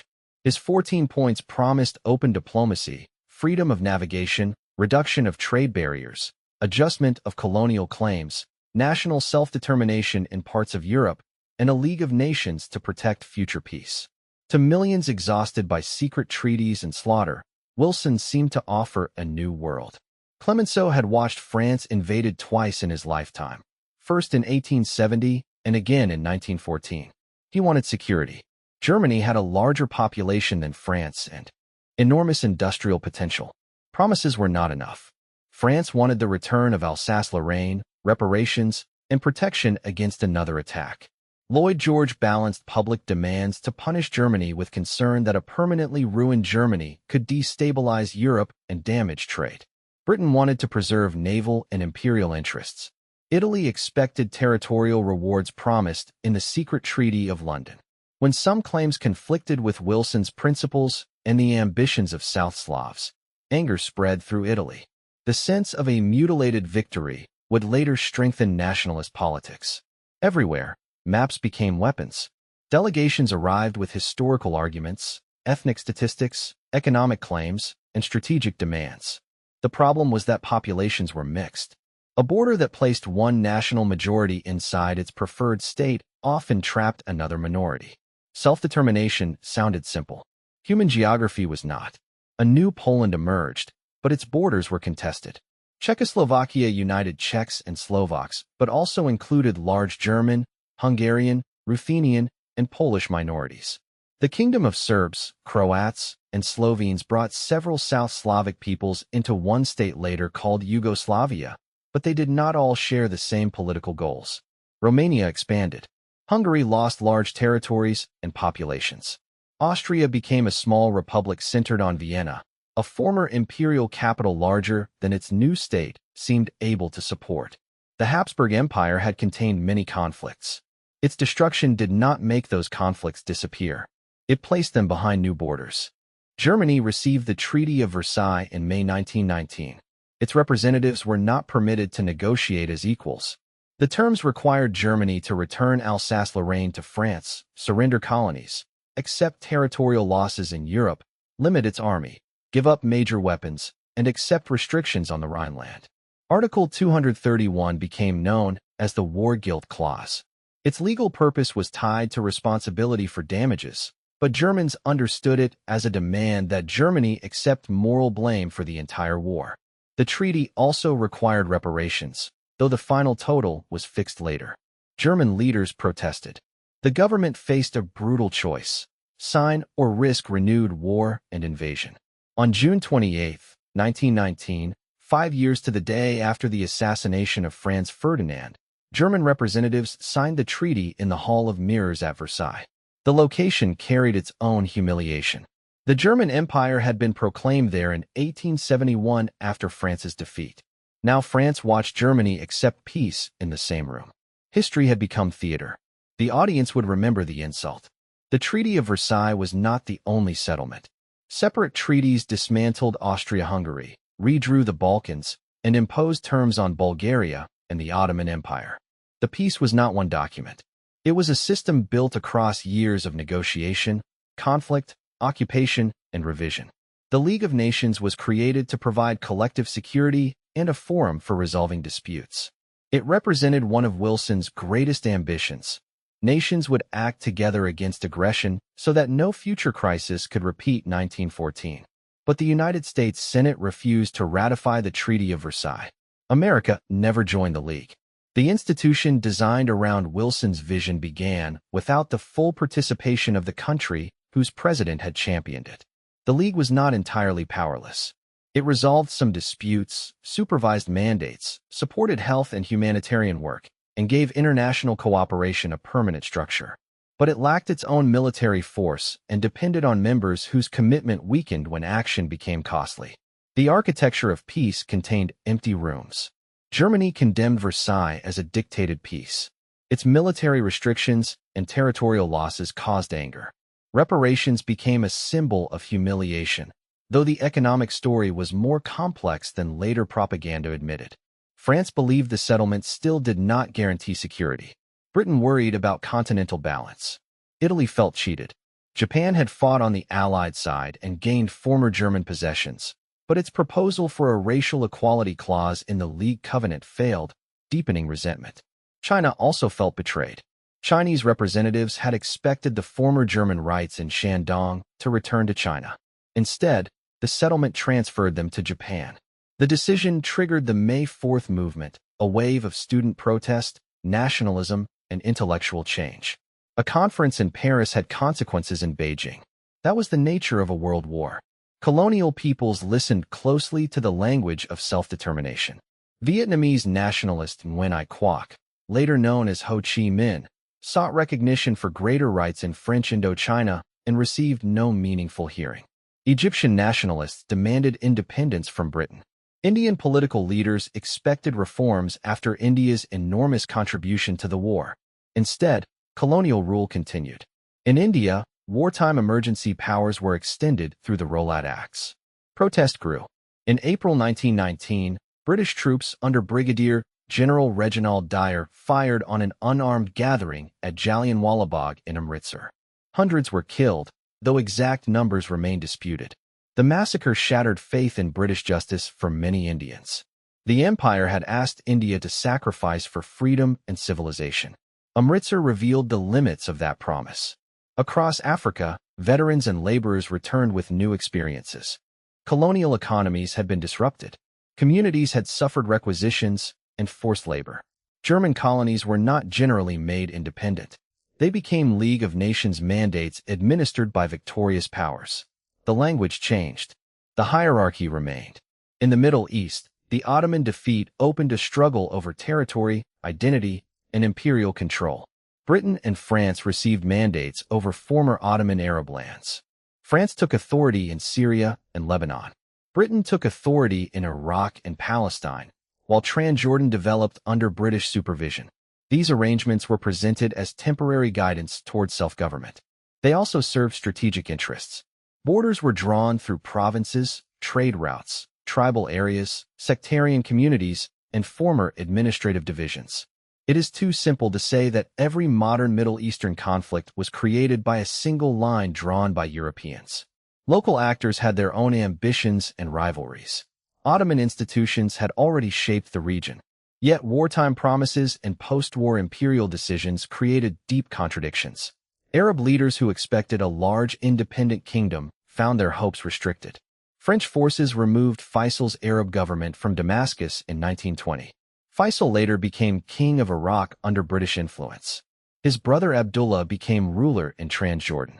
In Palestine, Britain faced obligations it could not easily reconcile. Zionist immigration and institution building expanded under the promise of a Jewish national home. Palestinian Arabs, the majority population, feared dispossession and demanded political rights and independence. British policy shifted repeatedly without resolving the conflict. The war had ended Ottoman rule. It had not created a stable replacement. The Ottoman peace settlement itself did not unfold as the Allies expected. The Treaty of Sèvres in 1920 proposed severe partition, foreign zones of influence, and territorial losses. Turkish nationalists rejected it. Mustafa Kemal, the officer celebrated at Gallipoli, led a resistance movement based in Ankara. Turkish nationalist forces fought Greek armies in western Anatolia, Armenian forces in the east, French forces in the south, and opposed the authority of the Sultan's government in occupied Constantinople. The struggle was brutal. Civilians suffered massacres, expulsions, and destruction. Greek and Turkish communities that had lived across the Aegean world for centuries were uprooted. Smyrna, known today as Izmir, burned in 1922 amid the collapse of the Greek campaign and the flight of Christian civilians. The Turkish nationalist victory forced a new settlement.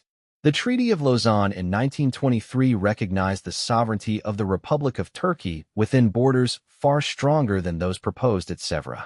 A compulsory population exchange between Greece and Turkey displaced roughly 1.5 million Orthodox Christians from Turkey and hundreds of thousands of Muslims from Greece, with specific exceptions. Peace was created through separation.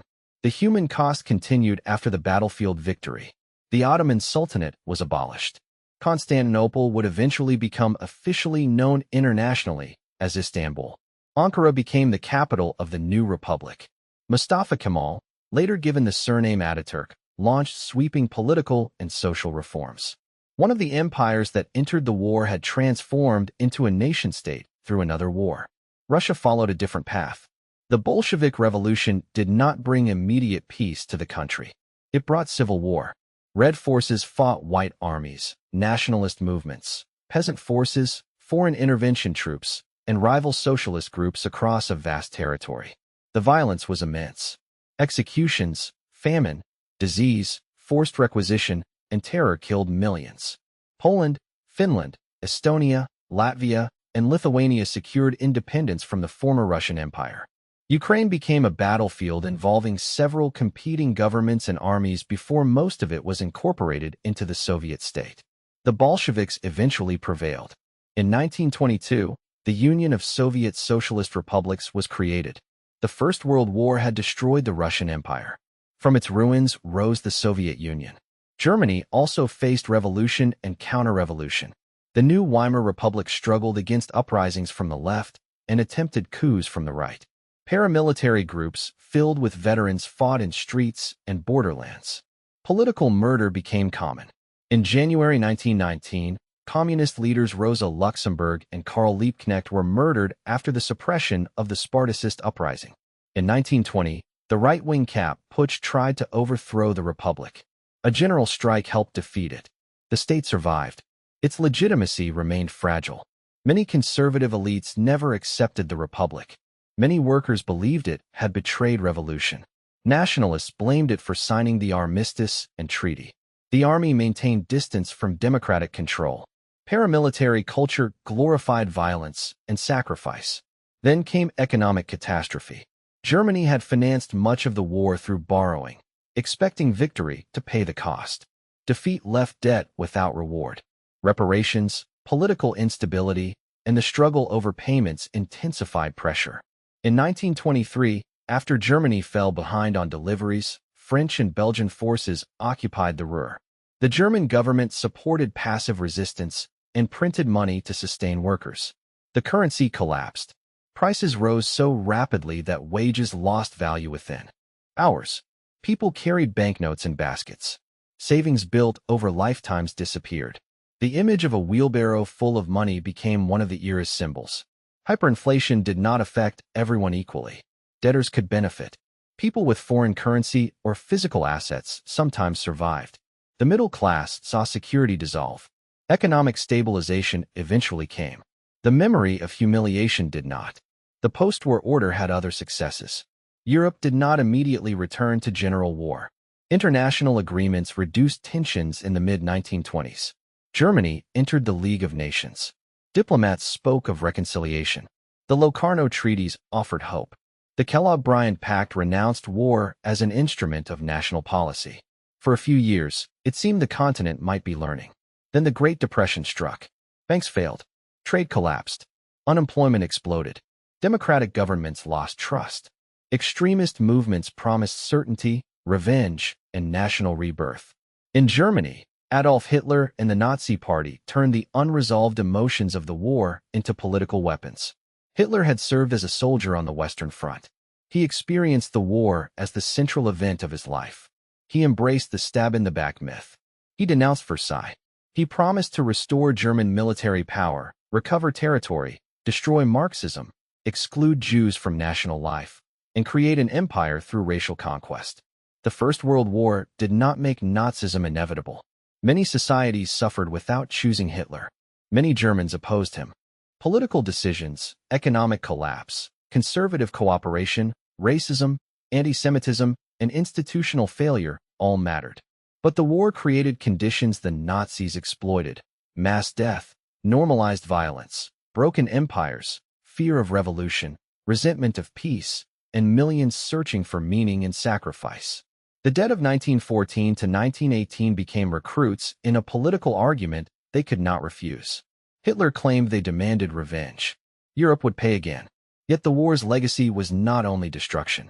Medical advances developed under pressure improved trauma care, reconstructive surgery, blood storage, and rehabilitation.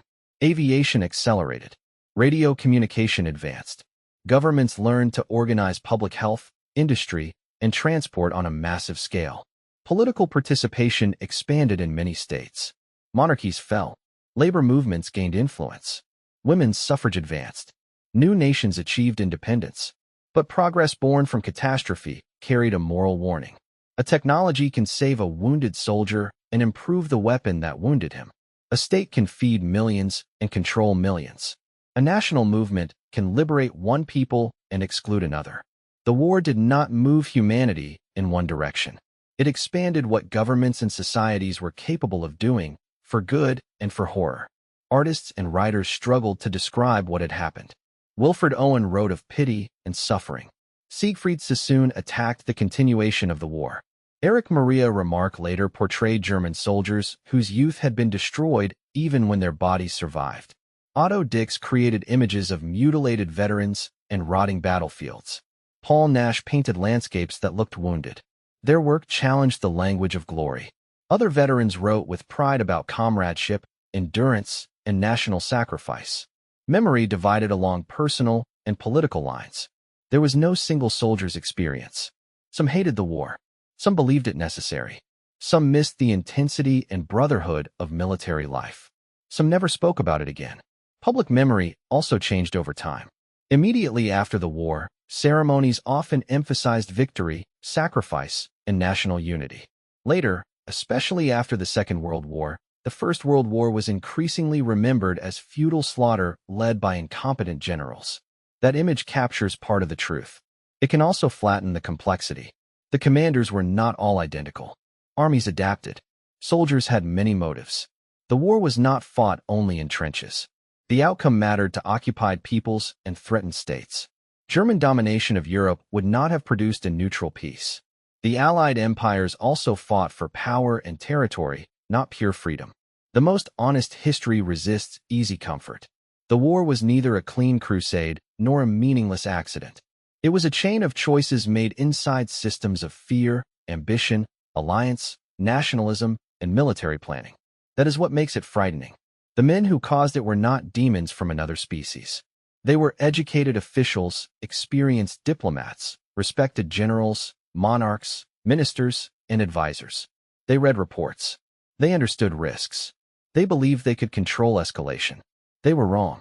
The First World War is often remembered through its leaders: Kaiser Wilhelm, Tsar Nicholas, Franz Joseph, Clemenceau, Lloyd George, Wilson, Hindenburg, Ludendorff, Foch, Haig, Pétain.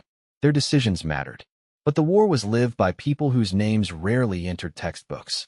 A railway worker ordered to the front. A mother waiting outside a post office. A nurse washing mud from a face she could no longer recognize. A colonial porter carrying supplies through heat and disease for an empire that denied him equal rights. A child learning that the word missing did not mean alive and did not mean dead. A prisoner marching hundreds of miles into captivity. A farmer returning to land filled with explosives. Their war continued beyond every famous battle. Prisoners of war numbered in the millions. Their treatment differed by country, camp, rank, race, and period. Some received parcels and performed labor under regulated conditions. Others suffered hunger, exposure, forced marches, disease, and violence. The collapse of empires made repatriation chaotic. Some prisoners remained far from home long after the Armistice. Occupation also transformed civilian life. German authorities governed parts of Belgium, France, Poland, and Eastern Europe. Resources were requisitioned. Labor was controlled. Resistance brought punishment. Civilians faced identity checks, curfews, shortages, deportation, and uncertainty. On the Eastern Front, occupation shifted repeatedly. A village might see Russian troops. then German or Austro-Hungarian forces, then revolutionaries, national armies, or irregular bands. Each arrival brought new demands and new suspicion. For Jewish communities in the borderlands, the war was especially dangerous. Armies accused Jews of spying for the enemy. Russian authorities expelled hundreds of thousands from front regions. Violence and displacement weakened communities already facing discrimination. The revolutions and civil wars that followed brought pogroms on a horrific scale. The war turned minorities into imagined internal fronts. That idea would become even more dangerous in the decades ahead. Sexual violence accompanied invasion, occupation, deportation, and ethnic conflict. It was underreported, hidden by stigma, or transformed into propaganda. Women carried the consequences in silence. Children were born into stories families could not safely tell. War records count divisions and artillery pieces more easily than trauma. What cannot be counted is often what lasts longest. The global scale of service also changed cultural contact. Men from villages in Punjab, Algeria, Senegal, Jamaica, Newfoundland, rural Australia, and the Canadian prairies encountered Europe and one another. Some had never traveled beyond their region before enlistment. They crossed oceans and entered industrial battlefields. Letters reveal curiosity, homesickness, anger, pride, prejudice, and wonder. Colonial soldiers were sometimes celebrated as brave and sometimes treated through racist stereotypes. Military authorities worried about contact between colonized men and European civilians because it challenged imperial hierarchies. A soldier wearing the uniform of empire could be trusted to die for it. He was not necessarily trusted to stand equal within it. The contradiction was impossible to hide forever. In France, villages welcomed troops from across the world. Friendships and relationships formed. So did conflict. After the war, colonial veterans returned with memories of both discrimination and recognition. Some used military service to demand citizenship, pensions, land, or reform. The promises were often limited. The expectations were not. Even the language of time changed. Before the war, many communities followed local rhythms. Industrial mobilization demanded synchronized schedules. Trains, barges, factory shifts, convoys, and attacks depended on exact minutes. Watches became essential military tools. At 7:30, men climbed from the trenches on the Somme. At 11, the war officially stopped. Modern life was being measured by the clock. Modern death was too. The environment also became a casualty. Forests disappeared under shellfire. Soil was contaminated by explosives and chemicals. Horses, mules, dogs, pigeons, and other animals served and died in enormous numbers. Armies depended on animal power even in a war remembered for machines. Horses pulled artillery and supply wagons through mud. Mules carried loads across mountains and deserts. Dogs carried messages or searched for wounded men. Pigeons flew when wires were cut. Animals did not understand flags, alliances, or borders. They understood fear, hunger, pain, and the human voice. The war's machines still depended on living bodies. The unknown soldier became one of the most powerful symbols of the aftermath. Britain buried an unidentified serviceman in Westminster Abbey. France placed an unknown soldier beneath the Arc de Triomphe. Other nations created similar tombs. The figure could represent anyone. That was the point. A mother whose son had no known grave could imagine he rested there. A widow could stand before a national monument and mourn a private life. The state transformed one unidentified body into a symbol for countless missing men. Yet anonymity carried another truth. Industrial war had destroyed identity itself. A shell could erase a face, scatter a body, bury a name, and leave only a space in a family photograph. Every November, ceremonies returned to the hour of silence. Poppies became symbols in Britain and much of the Commonwealth, inspired by flowers growing across disturbed battlefield earth. In France, the cornflower served a similar role. Germany developed its own forms of remembrance. Commemoration could unite. It could also divide. Was the dead soldier a warning against war or a command to remain strong? Did he die for democracy, empire, nation, comrades, or because a timetable sent him forward? Different movements claimed the answer. The soldier could not correct them. That is why the history of the First World War remains contested. Every generation sees something different in it. The generation of 1919 saw grief and victory. The generation of the 1930s saw unfinished business and approaching danger. After 1945, the First War often appeared as the opening act of a 30-year European catastrophe. During the Cold War, historians examined alliances, imperialism, mobilization, and revolution. Later, scholars expanded the story to include colonial subjects, women, civilians, medicine, memory, environment, race, forced migration, and genocide. The war grew larger as history listened to more voices. It is now impossible to see 1914 only as European armies marching in colored uniforms. The conflict reached the Atlantic, Pacific, Indian Ocean, Africa, China, the Middle East, the Caucasus, and remote islands. It mobilized empires and accelerated their decline. It altered the United States' place in the world. It created the Soviet state. It transformed Turkey. It reshaped Central and Eastern Europe. It intensified anti-colonial nationalism.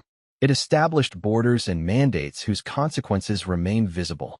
And yet it still began with decisions made in a few rooms. That is the final warning of the July crisis. No leader announced, "I choose a generation of graves." Each step was presented as limited. Punish Serbia. Support an ally. Mobilize for security. Defend national honor. Protect a frontier. Follow the war plan. Do not appear weak. The catastrophe emerged from choices that seemed smaller than their combined result. Austria-Hungary believed Serbia could be crushed. Germany believed Russia might back down, or that France could be defeated quickly. Russia believed mobilization could protect Serbia and preserve prestige. France believed alliance with Russia was essential for survival. Britain hoped ambiguity might deter Germany, then concluded it could not accept German control of Belgium and the Channel coast. Every power feared the consequences of restraint. Together, they created consequences beyond imagination. Once war began, another trap formed. Governments could not easily negotiate because sacrifice raised the price of peace. After 100,000 deaths, leaders demanded gains worthy of 100,000 deaths. After 1 million, compromise looked like betrayal. Secret treaties promised territory. Public propaganda declared the enemy criminal. Elections, monarchies, military reputations, and imperial survival became tied to victory. The longer the war continued, the harder it became to stop without winning. This is how sacrifice can imprison the living. The soldiers understood before many leaders did. They watched attacks fail and fronts remain. But even they were divided. Some demanded peace. Some wanted victory so friends would not have died for nothing. Some believed the enemy must be defeated. Some focused only on surviving the next hour. There was no single voice from the trench. There was only the sound of millions of individuals trapped inside the same storm. The war also challenges the idea that technology automatically brings progress. Europe in 1914 was educated, industrial, connected, and scientifically advanced. Those achievements did not prevent barbarism. They organized it. Railways mobilized armies faster. Telegraphs accelerated crises. Chemistry produced poison gas and explosives. Factories supplied shells by the million. Bureaucracies classified populations and directed deportations. Medicine returned wounded men to life, and sometimes to battle. Modernity did not fail to arrive. Modernity arrived wearing a uniform. Still, the story should not end by declaring human beings helpless before machines and systems. Choices remain possible. Officials who refused deportation orders proved that obedience was not automatic. Soldiers who rescued enemies proved that hatred was not complete. Medical workers who treated anyone placed before them defended life inside a system designed to destroy it. Civilians shared food under blockade. Prisoners formed friendships. Communities rebuilt ruins. Humanity survived in fragments. That survival mattered. In 1914, millions marched believing war would reveal courage and restore national purpose. It did reveal courage, but not in the way posters promised. Courage was a stretcher-bearer walking into shellfire, a nurse staying through an air raid, a soldier admitting fear, a family beginning again after receiving the telegram, a survivor refusing to turn grief into hatred. The battlefield monuments show generals on horseback. The cemeteries show the truth. Row after row, name after name. Age 19, age 21, age 24, known unto God. The First World War was supposed to settle the balance of power. Instead, it destroyed the balance. It was supposed to defend empires. It shattered them. It was supposed to make nations secure. It created millions of minorities behind new borders. It was called the War to End War. Within a generation, an even greater war began. But calling the war meaningless would erase the people who fought against invasion, defended homes, resisted occupation, sought national freedom, or believed sincerely that defeat would bring something worse. Meaning existed at the human level even when strategy failed. The tragedy is that so many personal meanings were consumed by political objectives no victory could fully satisfy. When the guns stopped on November 11, 1918, the silence did not answer the questions that had begun in Sarajevo. Who was responsible? Could the war have been prevented? Was the peace too harsh or not strong enough? Did soldiers die for freedom, empire, survival, or pride? Historians still debate these questions because the evidence points in more than one direction. Germany and Austria-Hungary made crucial decisions that expanded the crisis.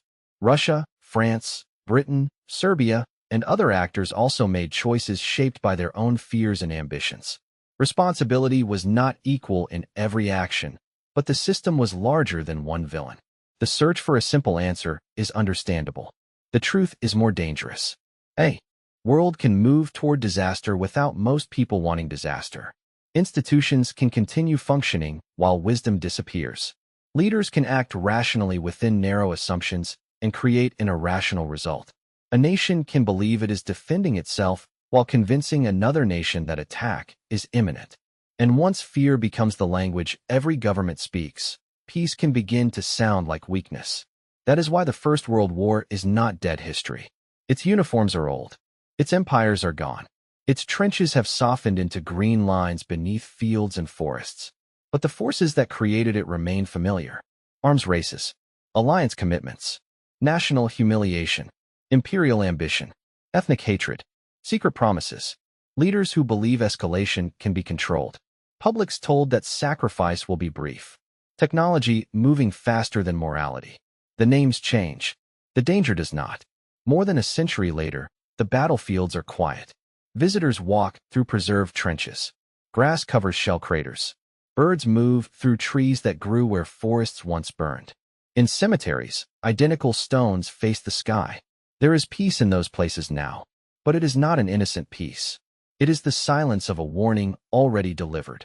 The world before 1914 believed civilization had become too connected, too prosperous, and too modern for a general war to last. Trade would prevent it. Diplomacy would contain it. Armies would finish it quickly. Rational leaders would stop before ruin. Every belief failed. For years later, soldiers stood in trenches waiting for 11 o'clock. When the final second passed, some cheered, some cried, some remained silent. And across a broken world, millions of families understood that peace had arrived too late for the person they loved. History remembers the assassination, the declarations, the generals, and the victories. The earth remembers the cost. The First World War did not begin because humanity was destined to destroy itself. It began because people made choices, then called those choices unavoidable. And by the time they understood what they had created, it was already too late. If stories like this deserve to be remembered beyond dates and battle maps, subscribe and continue with the full histories on this channel. Was the First World War caused most by ambition, fear, or the inability of leaders to step back before the final door closed?